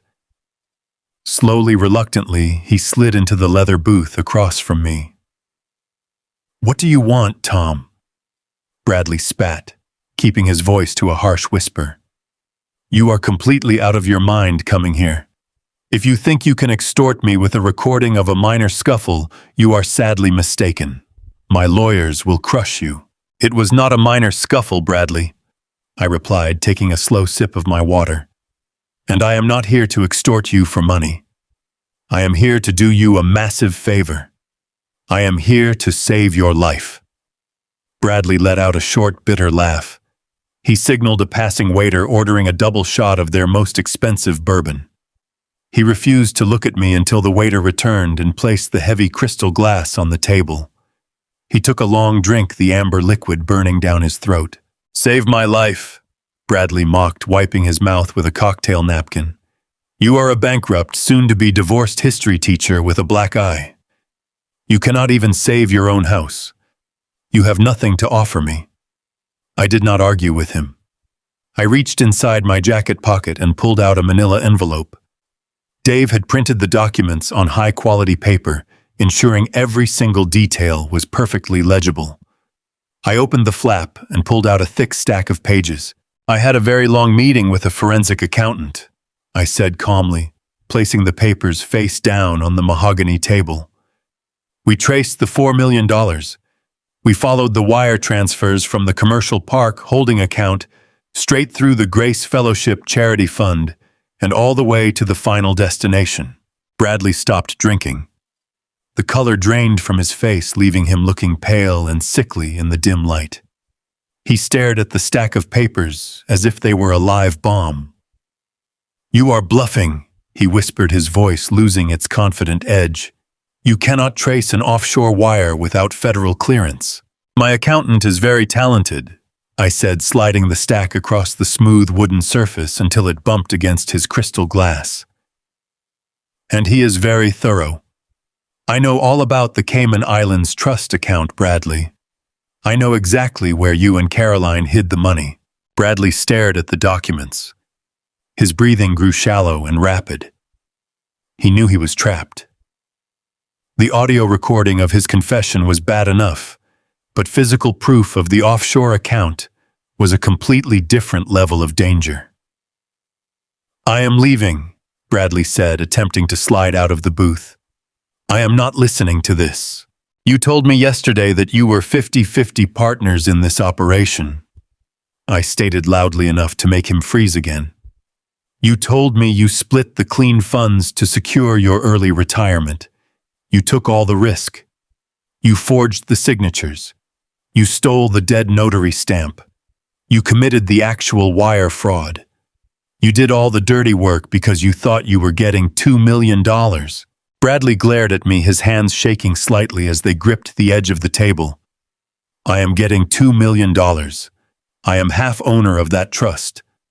"Pick up the paper, Bradley," I ordered, my voice hard and commanding. "Turn it over and read the first page." He hesitated for a long moment. His arrogant facade was crumbling piece by piece. He slowly reached out and flipped the stack of papers over. The bold heading of the Cayman Islands Financial Institution was printed clearly at the top. His eyes scanned the dense legal text darting back and forth across the page. "Go to the third page," I instructed, watching his expression carefully. "Look for the section labeled Primary Beneficiaries. Look for your name." Bradley flipped to the third page. His finger traced the lines of text. He stopped halfway down the page. He stared at a single paragraph for what felt like an eternity. The silence between us stretched tight, humming with unbearable tension. I watched the exact moment his entire world shattered. His eyes widened, and a look of profound, devastating realization washed over his features. His mouth opened slightly, but no sound came out. The truth was printed in absolute, undeniable black and white. "Caroline Sterling," I said quietly, speaking the only name listed in that section. "She is the sole beneficiary of the offshore trust. There is no joint ownership clause. There is no secondary recipient. Your name is nowhere to be found on any of the registration documents." "This is a mistake," Bradley stammered, his voice cracking. He flipped frantically through the remaining pages, desperately searching for some hidden addendum or an amendment that included him. "This is fake. You forged this to mess with my head." "You know it is real, Bradley," I replied, leaning across the table. "You recognize the account numbers. You recognize the routing codes. You know Caroline better than anyone else. Has she ever shared anything equally in her entire life? Did she really let you control $2 million without a single string attached?" Bradley dropped the papers back onto the table. His hands were trembling violently now. He grabbed his bourbon glass and downed the rest of the liquid in one desperate swallow. He set the glass down so hard I thought the crystal might shatter. "She set you up," I continued, pressing the advantage while he was reeling. "She used you to commit the actual federal crimes. She let you forge the bank documents. She let you launder the money through the church. If the authorities ever investigate this fraud, her hands are completely clean. All the digital footprints lead directly to your computer. All the physical evidence points directly to you. She took the money, and she left you holding the entire bag of felonies." "No," Bradley whispered, shaking his head rapidly. "No, she would not do that. She is my sister. We had an agreement. We shook on it. She is planning to merge her clean assets with Richard Preston on Saturday night, I reminded him. She is going to step onto that stage at the Waldorf Astoria and become a billionaire. She does not need you anymore, Bradley. You are just a massive liability. How long do you think it will be before she anonymously tips off the bank about the forged notary stamp? She can blame the entire scheme on her rogue brother, secure her new partnership, and walk away completely untouched. The absolute reality of his situation finally settled over him. The arrogance was entirely gone, replaced by a terrifying, desperate panic. He was facing 20 years federal prison for wire fraud and forgery, and his sister had absolutely no intention of paying him a single dime. He had ruined my life, but Caroline had completely destroyed his. Bradley covered his face with his hands, letting out a ragged, uneven breath. The polished vice president of operations was reduced to a terrified, broken man in the span of 5 minutes. When he finally looked up at me, his eyes were red and filled with a dangerous, chaotic energy. The loyalty to his sister had evaporated, replaced by a burning, consuming desire for revenge. "What do you want?" Bradley asked, his voice low and vibrating with absolute fury. "You did not come here just to give me the bad news. You have a plan. What do you want me to do?" I sat back in the leather booth, feeling a cold surge of victory. Dave was absolutely right. We had broken him. The most dangerous weapon in Caroline's arsenal was now pointing directly at her. "I want my life back," I said, keeping my tone perfectly even. "And I want Caroline to be the one who pays the price, not us. But I cannot do it with just a photograph of a bank document and an audio recording. I need undeniable structural proof of her entire operation. I need the internal communications. She keeps everything encrypted on the primary corporate servers," Bradley said, leaning forward, his mind already racing through the logistics. "She never uses personal email for the sensitive transactions. It is all locked down behind biometric security firewalls on the top floor of the Sterling building." "I know," I replied. "That is exactly why I need you. You are the vice president of operations. You have executive security clearance. I need you to get me inside the building after hours. I need full, unrestricted access to those servers so my accountant can download every single encrypted file, every email she sent to Richard Preston, and every digital footprint connecting her to the Cayman Islands Trust." Bradley swallowed hard, looking nervously around the bar again. "If we trip the internal alarms while downloading that much data, the building goes into immediate lockdown. Private security will be there in 3 minutes. We could both be arrested for corporate espionage before we even get out of the server room. Then we better be fast," I stated, offering absolutely no room for negotiation. "But the server data is only the first step. I do not just want to prove her guilt to the authorities quietly. She tried to humiliate me in her lobby. She tried to ruin my reputation with a fake abuse charge. I want to destroy her in front of the exact people she is trying to impress." Bradley stared at me, beginning to understand the full scope of my strategy. "The investor gala." "Exactly," I said, nodding slowly. "This Saturday night at the Waldorf Astoria. The entire board of directors will be there. The church elders will be there. And most importantly, Richard Preston and his private equity partners will be there. I want an all-access executive pass to the gala. I want full clearance to the audio and visual control booth overlooking the main ballroom." Bradley rubbed his temples, a manic, desperate smile starting to form on his lips. The sheer audacity of the plan appealed to his newfound desire for revenge. He realized I was not just planning to clear my name. I was planning to publicly execute his sister's entire corporate empire. "She will have massive security at the doors," Bradley warned, though his voice lacked any real resistance. "She specifically instructed the guards to ban you from the premises. That is why you are going to personally escort me through the service entrance, I countered, locking eyes with him. You are going to hand me the security badge, and you are going to make sure the control booth is completely empty when I walk in.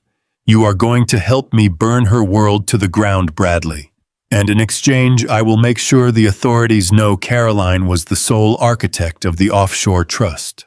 Bradley looked down at the documents on the table, staring at the single beneficiary clause that had erased his entire future. He slowly reached out, picked up the stack of papers, and folded them neatly in half. He slipped them into the inside pocket of his expensive navy suit. He looked across the table, his eyes burning with a cold, absolute conviction. We go in tomorrow night, Bradley said, his voice completely steady. The building is empty by 9.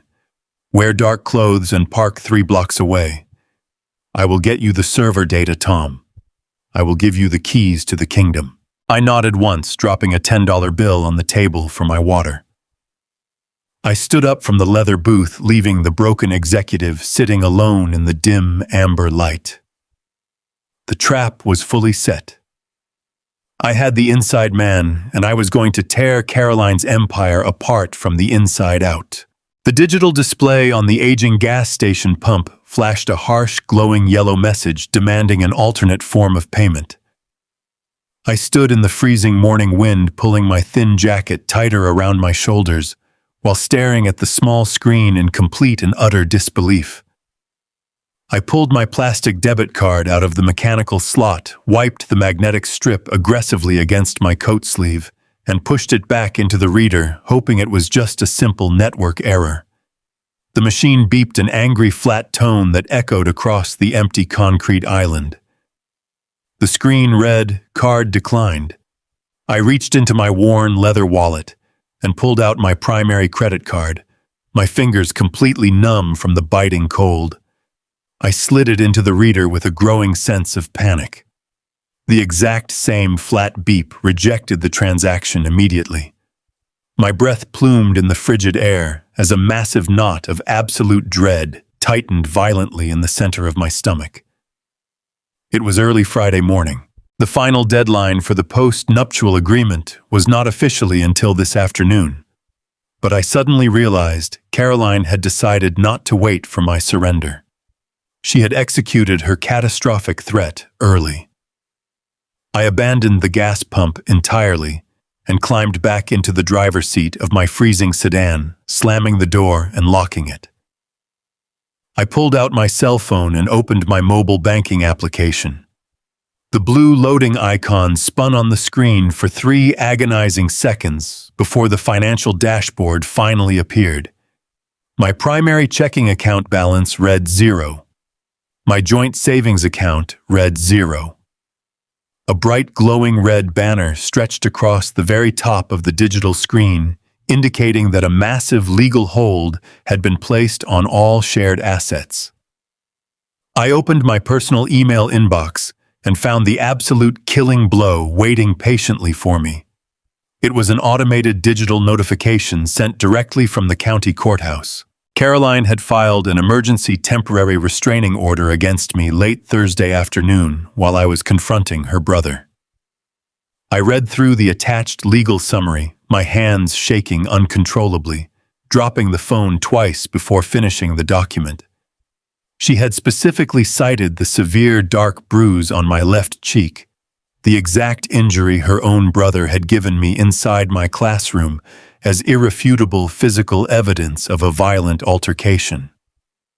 She claimed to the judge that I had become dangerously unhinged, violently erratic, and that I had sustained the facial injury during a terrifying domestic dispute where I had physically threatened her life. The presiding judge had signed the emergency order immediately without giving me any chance to defend myself. I was now legally barred from coming within 500 feet of my own house, my wife, or the Sterling Real Estate corporate offices. She had perfectly weaponized my assault. I was entirely locked out of my own life. To make the legal trap inescapable, there was a second unread email sitting right below the official court notification. It bore the stark logo of First National Fidelity Bank. It was a preliminary notice of default on the $4 million commercial line of credit. The bank formally stated that the primary collateral guarantor had completely failed to meet the initial interest obligations for the month. They were initiating the preliminary steps to seize the listed residential property and liquidate the secondary pension accounts to cover the shortfall. The sheer crushing weight of the combined pressure pushed me back against the worn fabric of the car seat, making it difficult to pull oxygen into my lungs. I had $10 in my pocket, a quarter tank of fuel in the car, and a rapidly swelling purple bruise on my face that made me look exactly like the violent monster my wife claimed I was. I was legally homeless, completely bankrupt, and entirely alone. I spent the entire agonizing afternoon parked behind a discount suburban grocery store, aggressively rationing a single plastic bottle of water and staring blankly at the peeling gray paint on my dashboard. I could not afford to go to a cheap motel. I could not buy a hot meal to warm my freezing hands. The isolation was profoundly suffocating and entirely terrifying. Caroline had expertly built a flawless, invisible legal prison around me overnight, ensuring I had absolutely no resources left to fight her. She clearly wanted me starving, exhausted, and completely desperate by the time the weekend finally arrived. She fully expected me to crawl broken and defeated to her powerful lawyers on Monday morning, begging for the quiet annulment just to access enough of my own money to eat.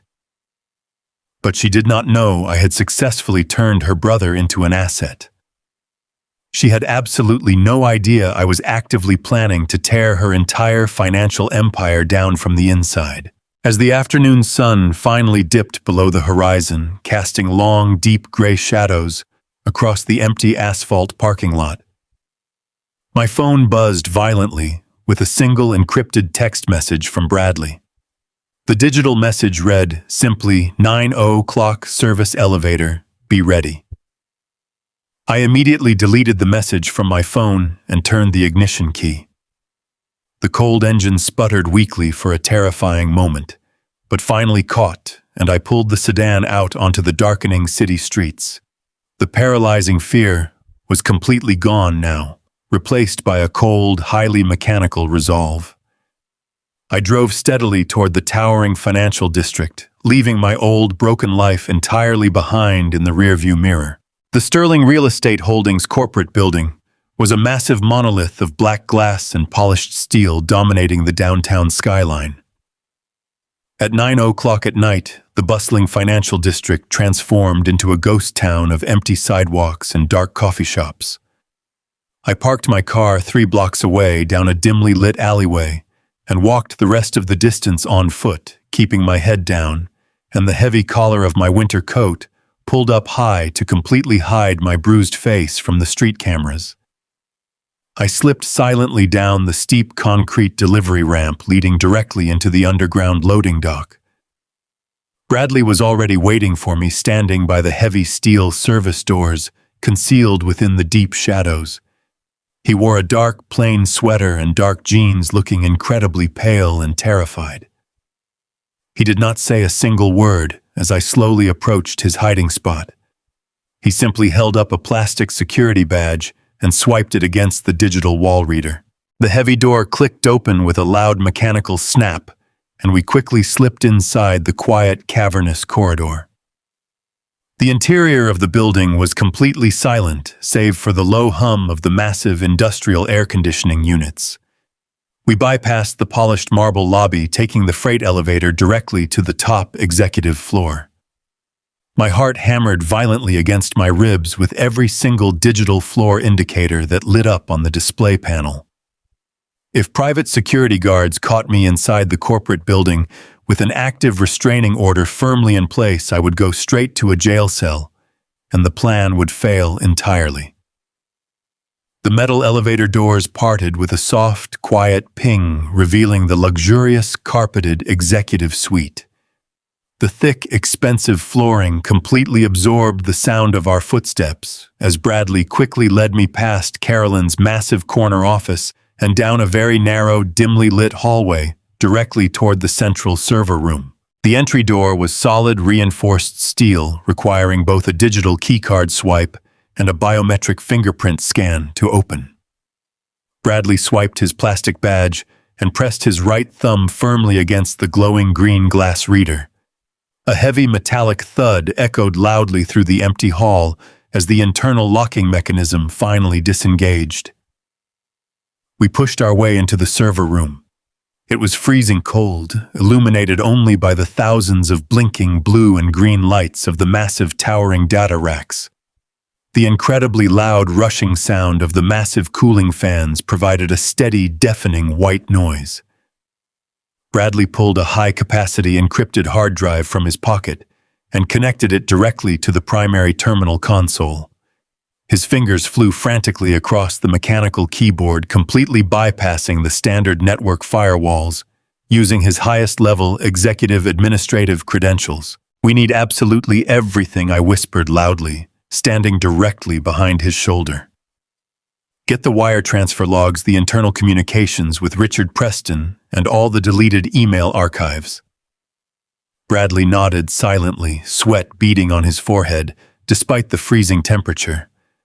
He successfully initiated the mass data download, and a bright blue progress bar appeared on the center screen. 10%. 20%. The downloading process was agonizingly slow. Each passing second felt like an entire hour. I nervously watched the blinking lights of the tall server racks, desperately praying the internal network would hold long enough. 30%. 40%.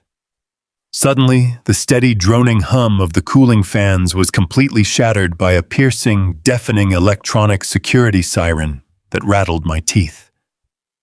The calm blue and green lights of the data towers instantly turned into flashing red strobes.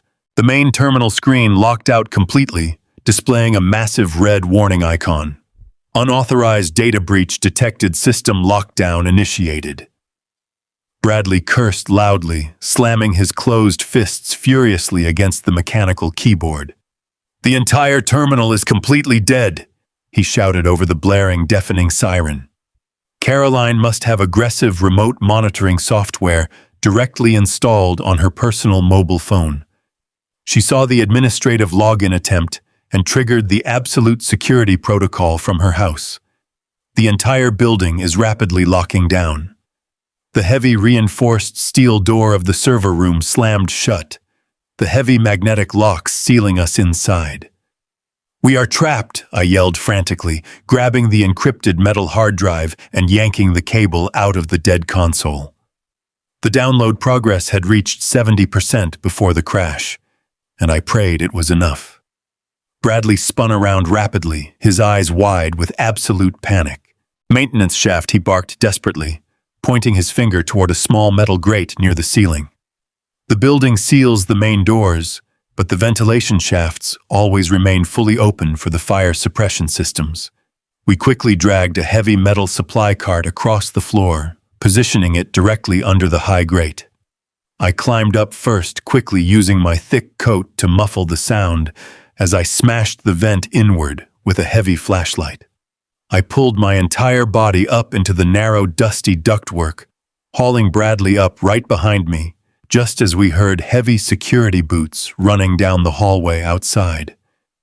We crawled blindly forward through the pitch-black metal tunnel, the deafening siren violently vibrating through the incredibly thin steel right beneath our hands and knees. Thick dust heavily coated my throat, making it nearly impossible to breathe. We frantically navigated the winding maze of air ducts, relying entirely on Bradley's knowledge of the building blueprints. Through the thick metal walls, we could easily hear the distinct sound of approaching police sirens wailing in the streets below.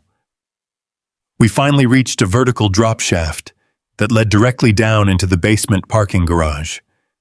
We slid rapidly down the narrow chute, landing hard on the concrete floor, just as the primary security gates began to roll down. We sprinted desperately past a departing janitorial van, rolling under the heavy descending gate with only seconds to spare.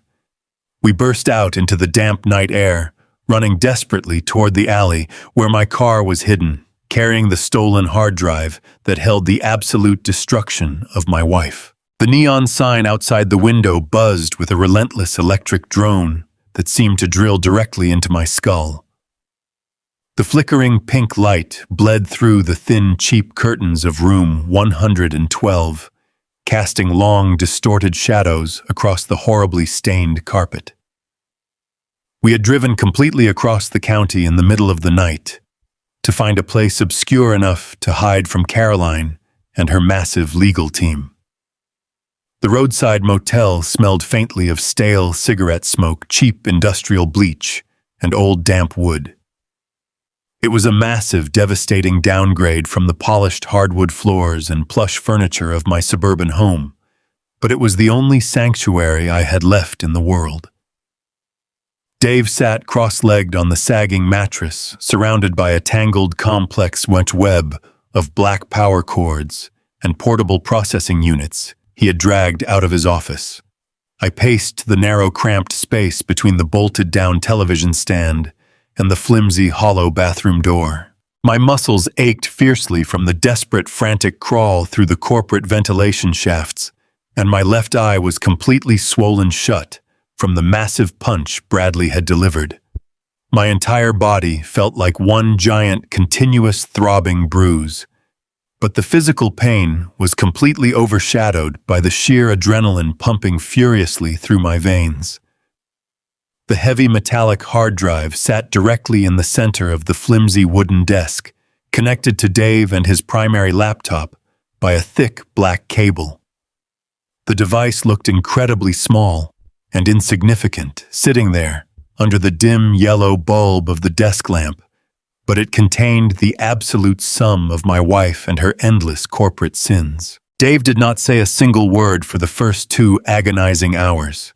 He was entirely locked into his complex digital world, typing furiously on his mechanical keyboard, while lines of dense green code reflected brightly in the thick lenses of his glasses.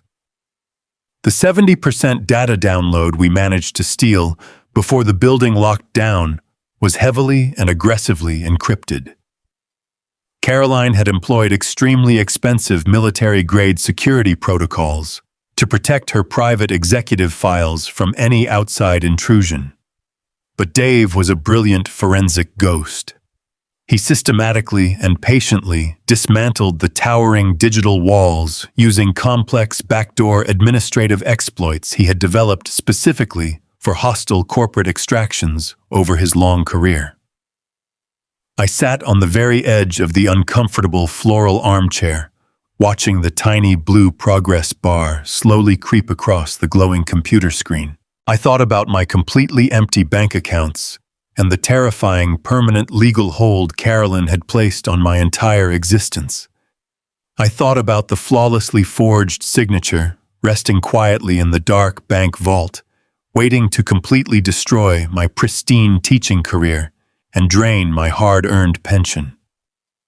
The deep, suffocating fear was still there, lingering quietly in the back of my exhausted mind, but it was rapidly being consumed by a cold, highly calculating anger. Finally, Dave let out a sharp, heavy breath and pushed his chair back from the desk, rubbing his tired eyes. The massive encryption shell cracked wide open with a soft, digital chime. Thousands of neatly organized corporate folders suddenly flooded the computer screen. We finally had the internal server data. We began frantically digging through the massive digital archive immediately. We quickly found the official wire transfer logs confirming the precise $4 million transaction routed directly through the Grace Fellowship Charity Fund.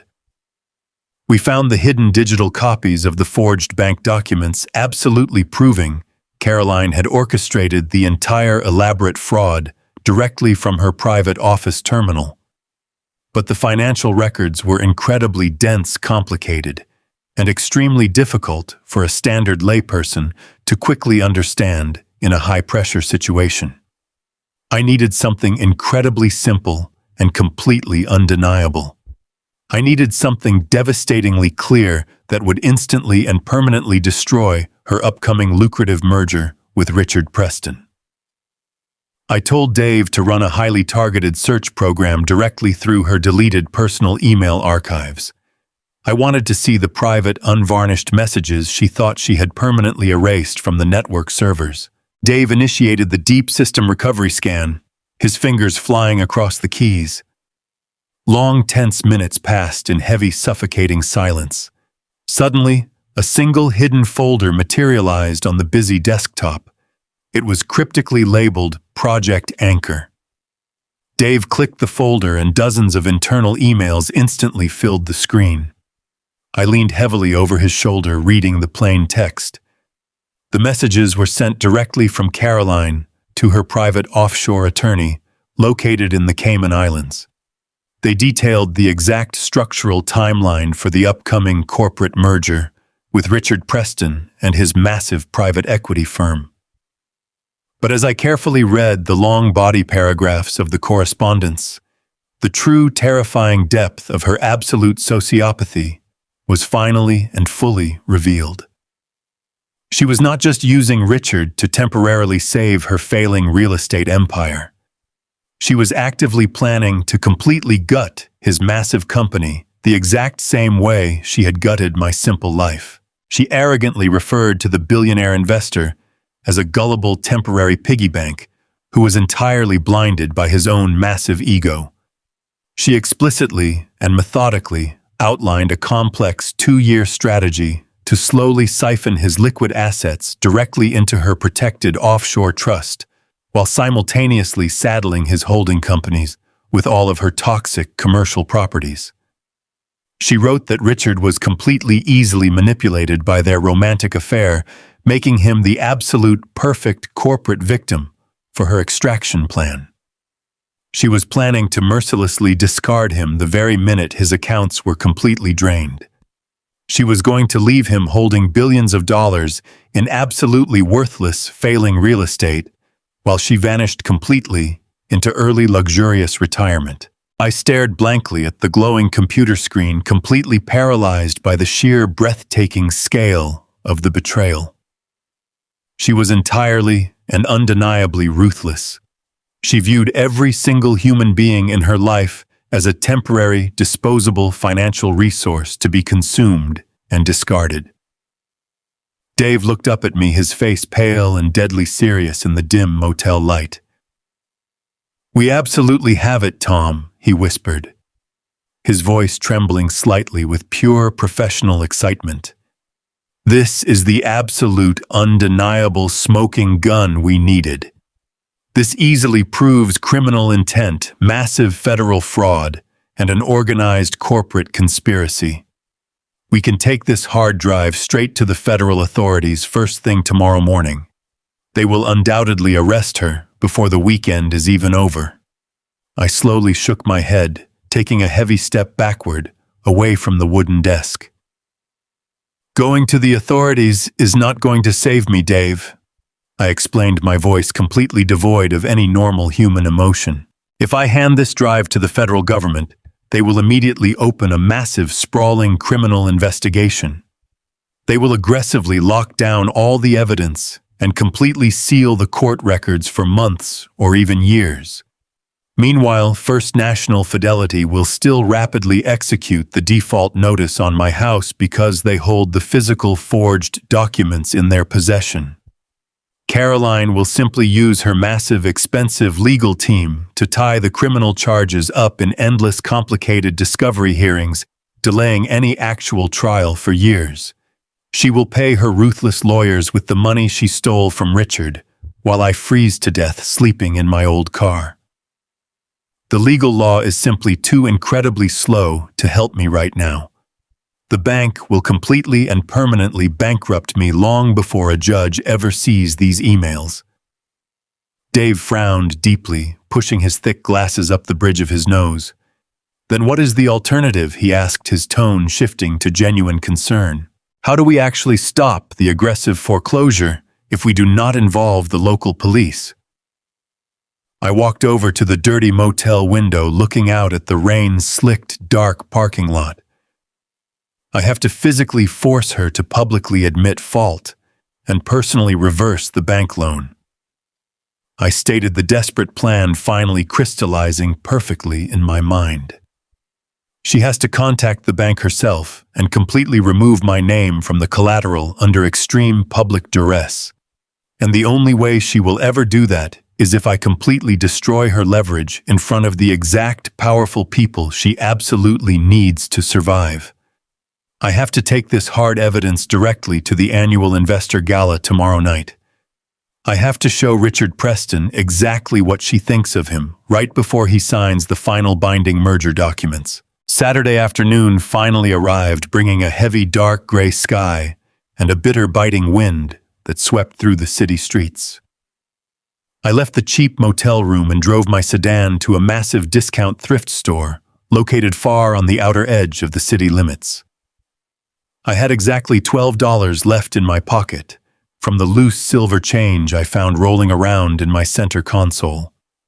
I walked slowly through the cluttered, chaotic aisles of discarded clothing until I finally found the small, formal wear section tucked in the very back. I purchased a slightly faded black tuxedo jacket, a pair of mismatched dark formal trousers, and a simple worn white dress shirt.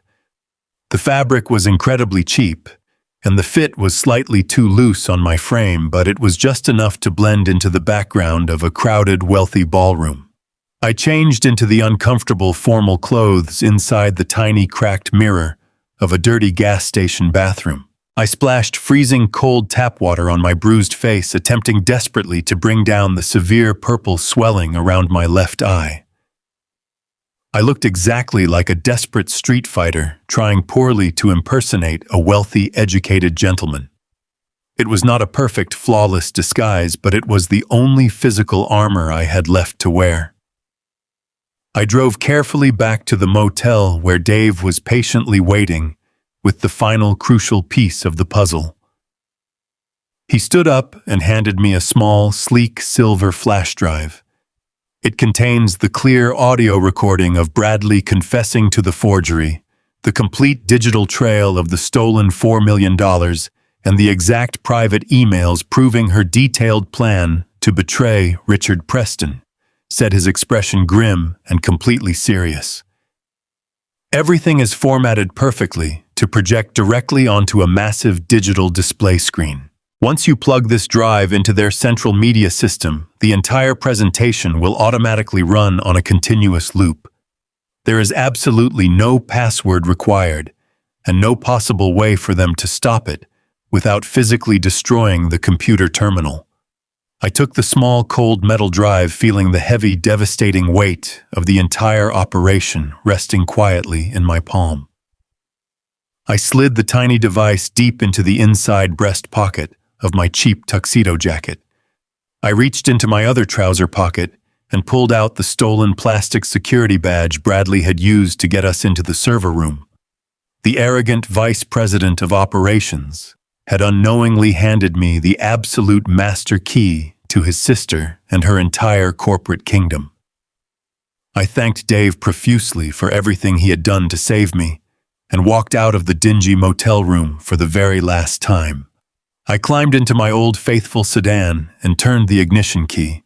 The engine hummed to life, immediately cutting clearly through the quiet suburban silence. The paralyzing fear, the suffocating panic, and the devastating heartbreak of the last week were entirely, completely gone now. I was no longer the confused, loving husband bringing a homemade anniversary lunch to a corporate lobby. I was no longer the frightened teacher hiding in a dark, claustrophobic closet. I was the cold, calculating architect of her absolute public destruction. I shifted the car into drive and pulled smoothly out onto the main highway, steering directly toward the glittering, towering lights of the Waldorf Astoria. The driver was finally arriving at the gala to collect his absolute due. The Waldorf Astoria stood like a glowing fortress of absolute wealth against the dark, stormy sky of the city. Massive stone pillars supported the grand entrance where a fleet of black luxury vehicles lined the wet street. Valets in crisp uniforms rushed back and forth, opening heavy car doors for the financial elite. I parked my battered sedan 3 blocks away in a dimly lit public garage and walked the remaining distance through the biting wind. I did not belong anywhere near the grand front doors. My thrift store tuxedo jacket was slightly too large in the shoulders, and the cheap synthetic fabric felt stiff and unnatural against my skin. The severe dark bruise covering the entire left side of my face throbbed with a dull, steady rhythm, reminding me exactly why I was here tonight. I bypassed the main entrance, completely walking down a narrow brick alleyway that led directly to the service and delivery bays.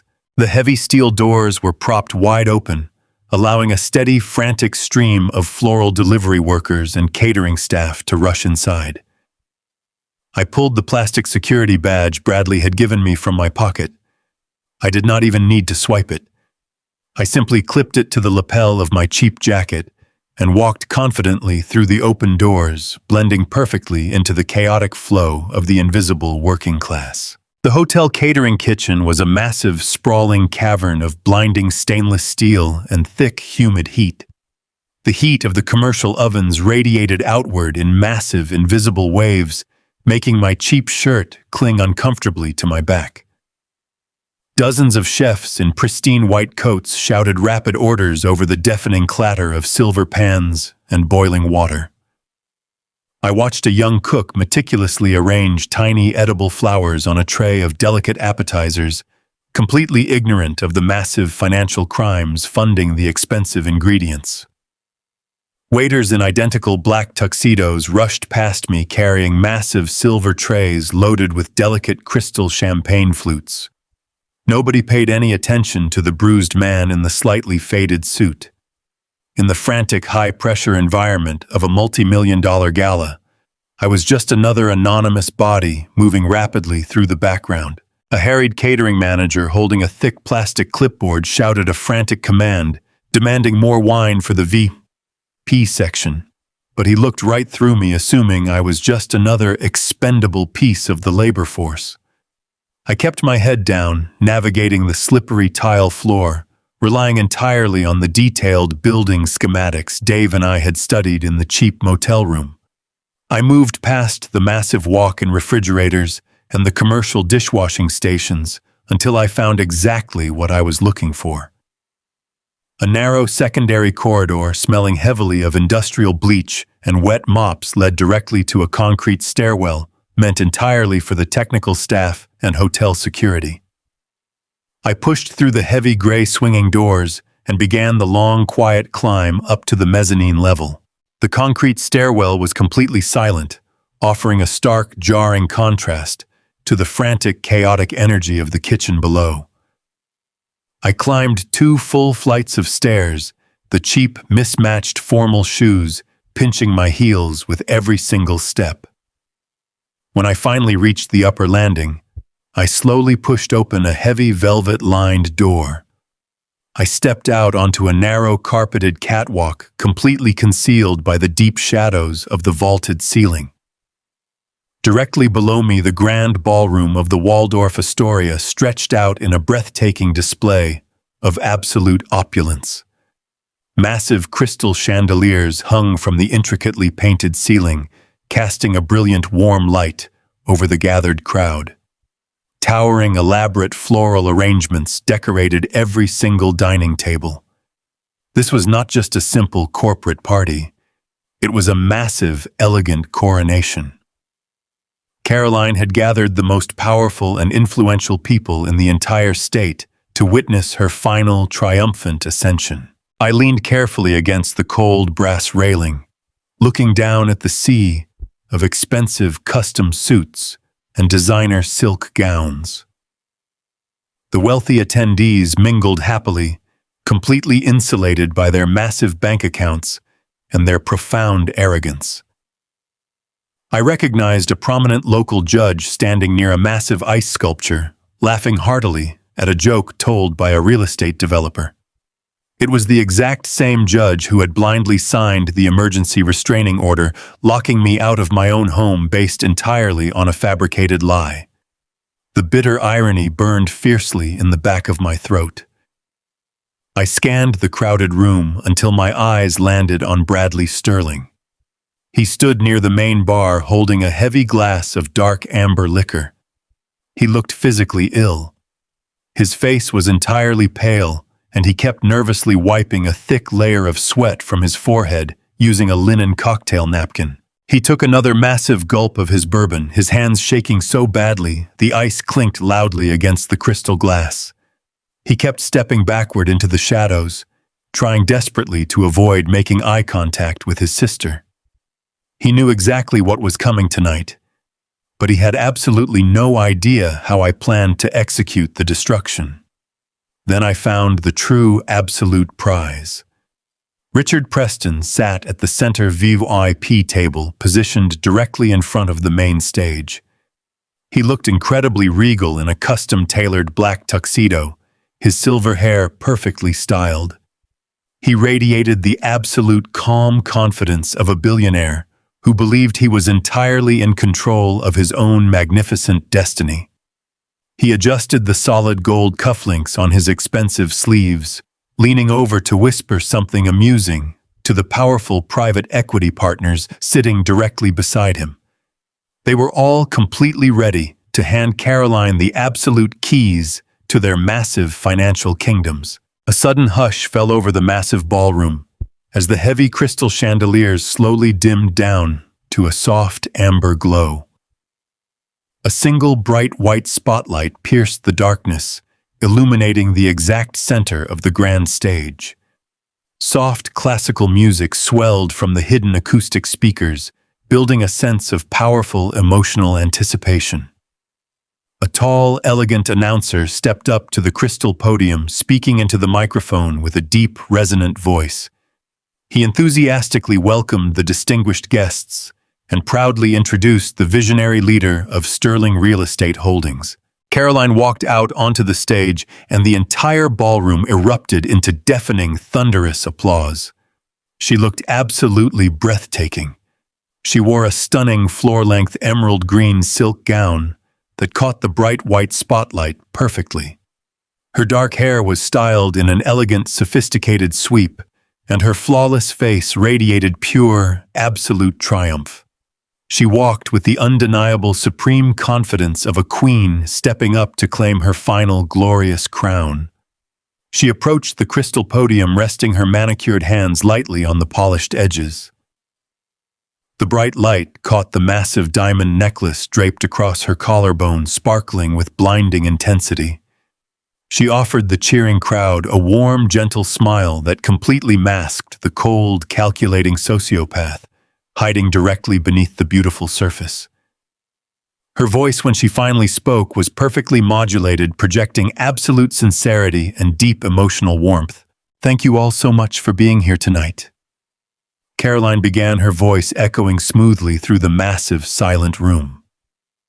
"We are gathered together this evening to celebrate not just the incredible financial growth of our company, but the enduring strength of our shared community.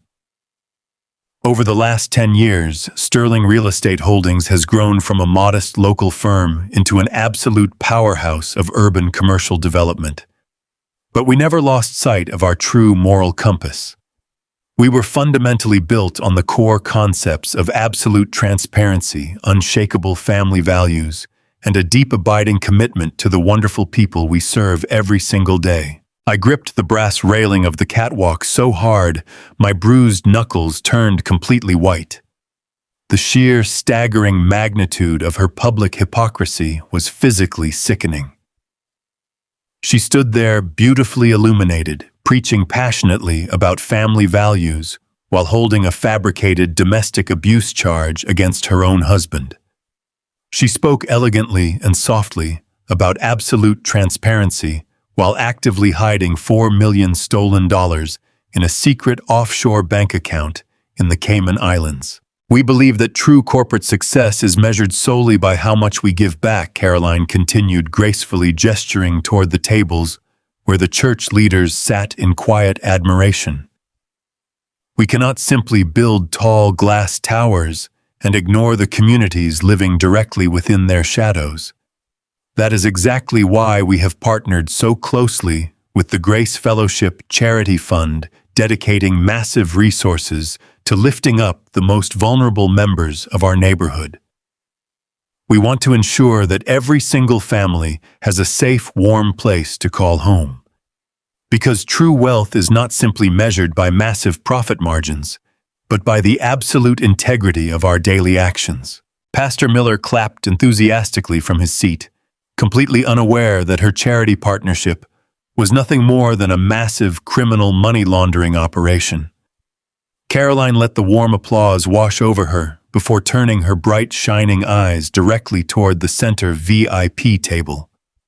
She offered a look of profound public adoration specifically meant for one single man. "Tonight marks the beginning of a brilliant new chapter," Caroline announced, her voice rising with perfectly rehearsed passion. "We are officially joining forces with one of the most respected, visionary financial minds in the entire country. Together, we will build an unstoppable legacy of absolute trust and endless prosperity. Ladies and gentlemen, I am incredibly proud to publicly announce our comprehensive merger with Mr. Richard Preston." Richard stood up from his chair, buttoning his expensive tuxedo jacket with absolute pride.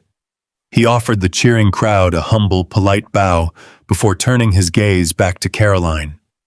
He looked at her with pure, complete devotion. He was entirely, totally trapped in her beautiful, brilliant lie. He truly thought he was merging his massive financial empire with a brilliant, honest partner. He had absolutely no idea she was holding the butcher knife directly behind her back, ready to completely gut his life. The deafening applause continued to echo through the ballroom, giving me the perfect acoustic cover I desperately needed. I stepped away from the brass railing and moved quickly down the dark, narrow catwalk. At the very end of the walkway, directly overlooking the main stage, was the central audio and visual control booth.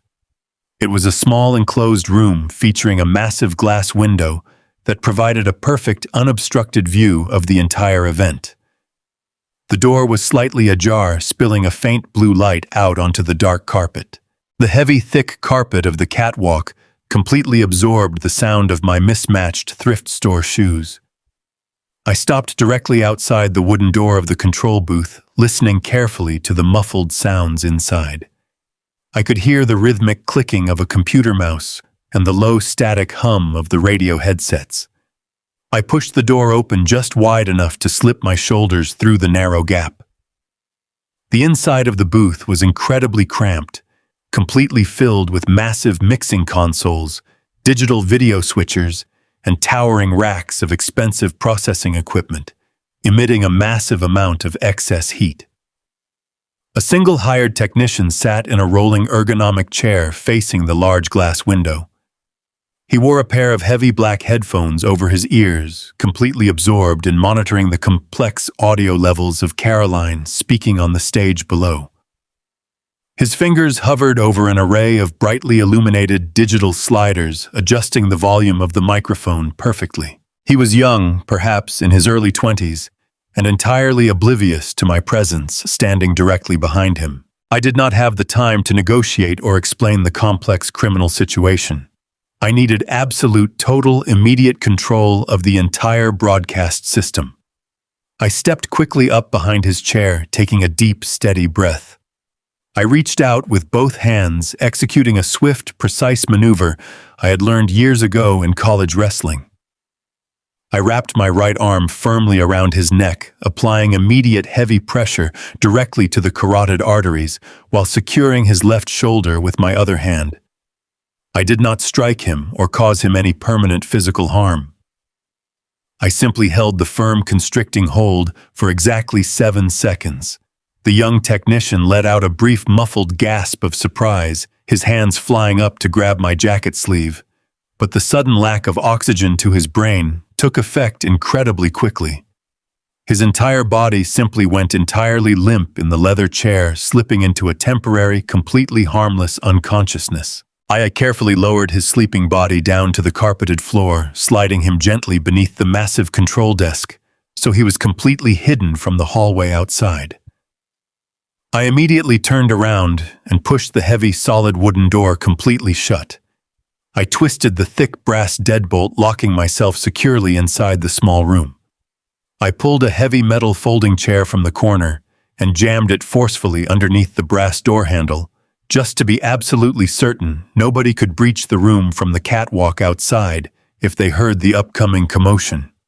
I was now entirely safely sealed inside the absolute nerve center of the entire gala. I turned my absolute attention to the massive, complex mixing console.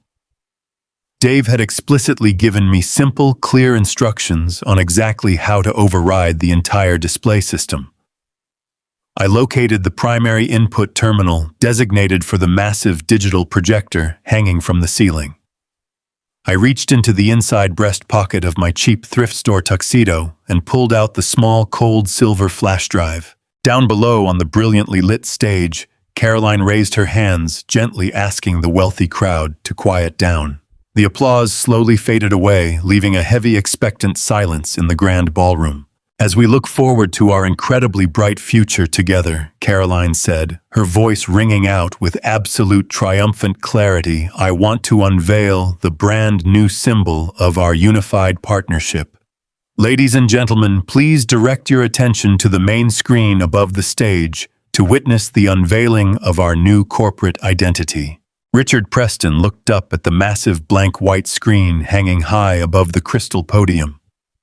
Pastor Miller smiled in eager anticipation. The bank executives raised their champagne glasses, ready to toast the incredible financial future. Caroline turned gracefully toward the blank canvas, expecting to see the brilliant new logo she had paid an expensive marketing firm to design. I stood alone in the dark control booth, looking down at the terrible, beautiful monster my wife had become. I held the silver flash drive tightly between my fingers.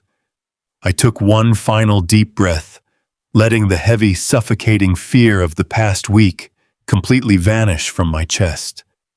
I pushed the small metal drive directly into the main console port and slammed my hand down hard on the master broadcast switch. The massive digital projector hanging from the vaulted ceiling hummed loudly as it received the new data feed. A blinding flash of pure white light washed over the dark ballroom, instantly completely erasing the warm amber ambiance. The wealthy crowd let out a collective quiet murmur of anticipation, fully expecting to see a brilliant gold corporate logo spinning flawlessly against a polished background. Instead, the massive 30-foot screen directly above the main stage displayed a stark, harsh black and white image. It was the heavily magnified, scanned copy of the $4 million commercial line of credit agreement from First National Fidelity. The dense legal text towered over the crystal podium, illuminating the room in a cold, unforgiving glare. Right beside the loan document, a secondary image appeared on the massive display. It was the digital clipping of a local newspaper obituary featuring the smiling face of Robert Evans, the deceased paralegal. Down on the floor, the glittering sea of elite investors and city politicians stared up at the projection in utter, profound confusion. The polite clapping completely died away. The gentle clinking of expensive crystal champagne flutes ceased entirely. A heavy, suffocating silence fell over the enormous room as hundreds of intelligent, highly educated people frantically tried to process the strange, grim legal documents towering above them. Richard Preston, sitting at the center table, slowly lowered his wine glass, his perfectly styled silver eyebrows drawing together in a deep frown. He looked completely baffled, entirely unsure of how a dead man and a bank loan fit into a corporate merger celebration. Caroline stood frozen at the crystal podium. She had been perfectly positioned to receive a wave of adoring applause, but the sudden complete silence of the room caused her confident smile to falter. She slowly turned her elegant head to look over her shoulder. Her eyes locked onto the massive glowing screen.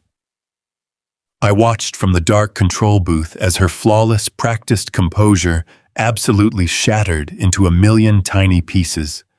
All the color instantly completely drained from her face, leaving her looking incredibly pale and terrified beneath the bright stage lights. Her hands gripped the edges of the crystal podium so tightly, her knuckles turned stark white. I reached across the mixing console in the tight, cramped control booth and pulled the primary microphone feed directly into the override channel. I pushed the master volume slider all the way to the top, ensuring my voice would completely drown out any other sound in the enormous room. I leaned closely into the foam-covered microphone, taking a deep, steady breath. I completely ignored the loud, frantic pounding that was just beginning to echo against the locked wooden door behind me. The young technician on the floor groaned softly, but remained entirely incapacitated. I had absolute total control of the room. "Good evening, ladies and gentlemen," I said, my voice thundering through the massive acoustic speakers. The deep, resonant sound echoed violently off the crystal chandeliers and rolled across the stunned, breathless crowd. "My name is Thomas Hayes. I am a public high school history teacher. I am also the man whose forged signature is currently plastered across the bottom of that fraudulent bank document you are looking at." The entire ballroom collectively gasped. Hundreds of heads snapped rapidly around, searching the high vaulted ceilings and the shadowed balconies, desperately trying to locate the source of the booming voice. Caroline physically flinched at the sound of my name, her eyes darting frantically toward the dark, elevated windows of the audio and visual control booth. She suddenly realized exactly where I was and exactly what I was about to do. "You are all invited here tonight to celebrate absolute transparency and community trust," I continued, my voice completely steady and totally devoid of any fear. "But the visionary leader standing on the stage before you is an absolute fraud. That document on the screen represents a massive $4 million toxic debt secured entirely by my personal home and my teaching pension without my knowledge or consent. And the blue notary stamp directly beside my forged signature belongs to Mr. Robert Evans, the man pictured in the obituary on the right. He tragically died of a heart attack exactly 6 months before that document was ever signed." A low, dangerous murmur began to ripple through the crowd of wealthy investors. The executives from First National Fidelity seated near the back of the room suddenly sat up completely straight, their faces turning pale as they instantly recognized their own internal banking forms displayed on the screen.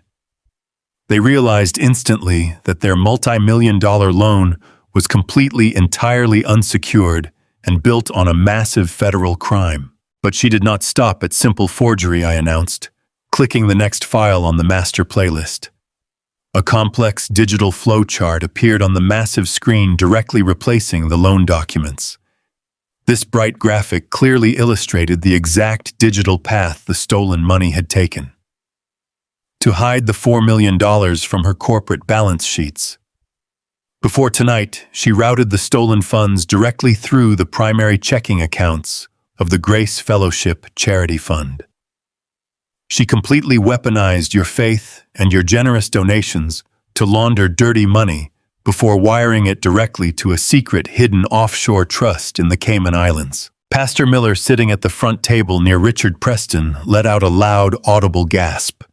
He dropped his face into his hands, completely horrified by the devastating revelation that his pristine, beloved church had been utilized as a massive criminal money laundering machine. The wealthy church elders sitting around him looked completely physically sick, staring at Caroline with absolute pure disgust. Caroline leaned desperately into her microphone, trying to speak over my booming voice. "Turn it off!" she screamed, her voice shrill and completely panicked. "This is a disgruntled employee hacking our system. Someone cut the power to the booth right now." But her microphone was completely dead. I had severed her audio feed entirely, leaving her shouting uselessly into the silent air. "You do not have to simply take my word for it," I said, my voice echoing clearly over her frantic, desperate shouting. "Let us hear directly from the Vice President of Operations." I clicked the next audio file, and the clear, unmistakable voice of Bradley Sterling suddenly filled the grand ballroom. The recorded audio from my dark high school classroom played at maximum absolute volume. The entire crowd listened in absolute horrified silence as the arrogant corporate executive proudly bragged about stealing the dead notary stamp. They heard his cruel, grating laughter as he explained exactly how he used his administrative passwords to move the stolen $4 million through the church accounts in less than 10 minutes. They heard him explicitly state that they were hiding the money to ensure the upcoming merger went through flawlessly. The audio confession was the absolute final nail in the coffin. The undeniable proof of a coordinated massive corporate conspiracy hung heavily in the air. The investors sitting at the VIP tables began to frantically whisper to one another, pulling out their cell phones. But I was not completely finished. I still had to deliver the final, absolutely devastating blow directly to the man sitting in the front row. I clicked the final file on my flash drive. The screen shifted away from the financial flowchart and instantly displayed a series of plain text emails sent directly from Caroline to her offshore attorney. I used the digital cursor to highlight one specific paragraph in bright, glaring yellow, so every single person in the massive room could read it clearly. "Mr. Richard Preston." I called out specifically, directing my booming voice right at the billionaire sitting frozen at the VIP table. "My wife has spent the entire evening telling you how much she respects your incredible visionary mind. I think you should read exactly what she truly thinks about your partnership." Richard Preston stared up at the massive 30-foot screen. He read the highlighted text, completely absorbing the absolute brutal reality of the words. He read how Caroline called him a completely gullible temporary ATM. He read her detailed, methodical plan to slowly siphon his liquid assets into her offshore trust, while dumping all of her failing, worthless commercial properties onto his balance sheets. He read that she considered him easily manipulated by their romantic affair and planned to entirely discard him the minute his accounts were completely drained. The absolute transformation of Richard Preston was terrifying to watch. The regal, confident billionaire completely vanished in an instant. His face turned entirely, completely white, completely drained of all blood. His jaw clenched so tightly, the muscles in his cheeks violently trembled. He realized with absolute sickening clarity that he had been completely played. He was not the brilliant apex predator acquiring a lucrative new company. He was the absolute sacrificial lamb walking blindly directly into a massive corporate slaughterhouse. He had almost tied his entire massive fortune to a woman currently facing decades in federal prison. The heavy, silent shock holding the ballroom completely shattered. Absolute total panic immediately erupted across the floor. Investors leaped out of their chairs, shouting angrily at the stage. The executives from the bank were already violently arguing with their own lawyers, desperately trying to figure out how to freeze the accounts. The church board members stood up entirely and began marching straight toward the exits, refusing to be associated with the criminal scandal for a single second longer.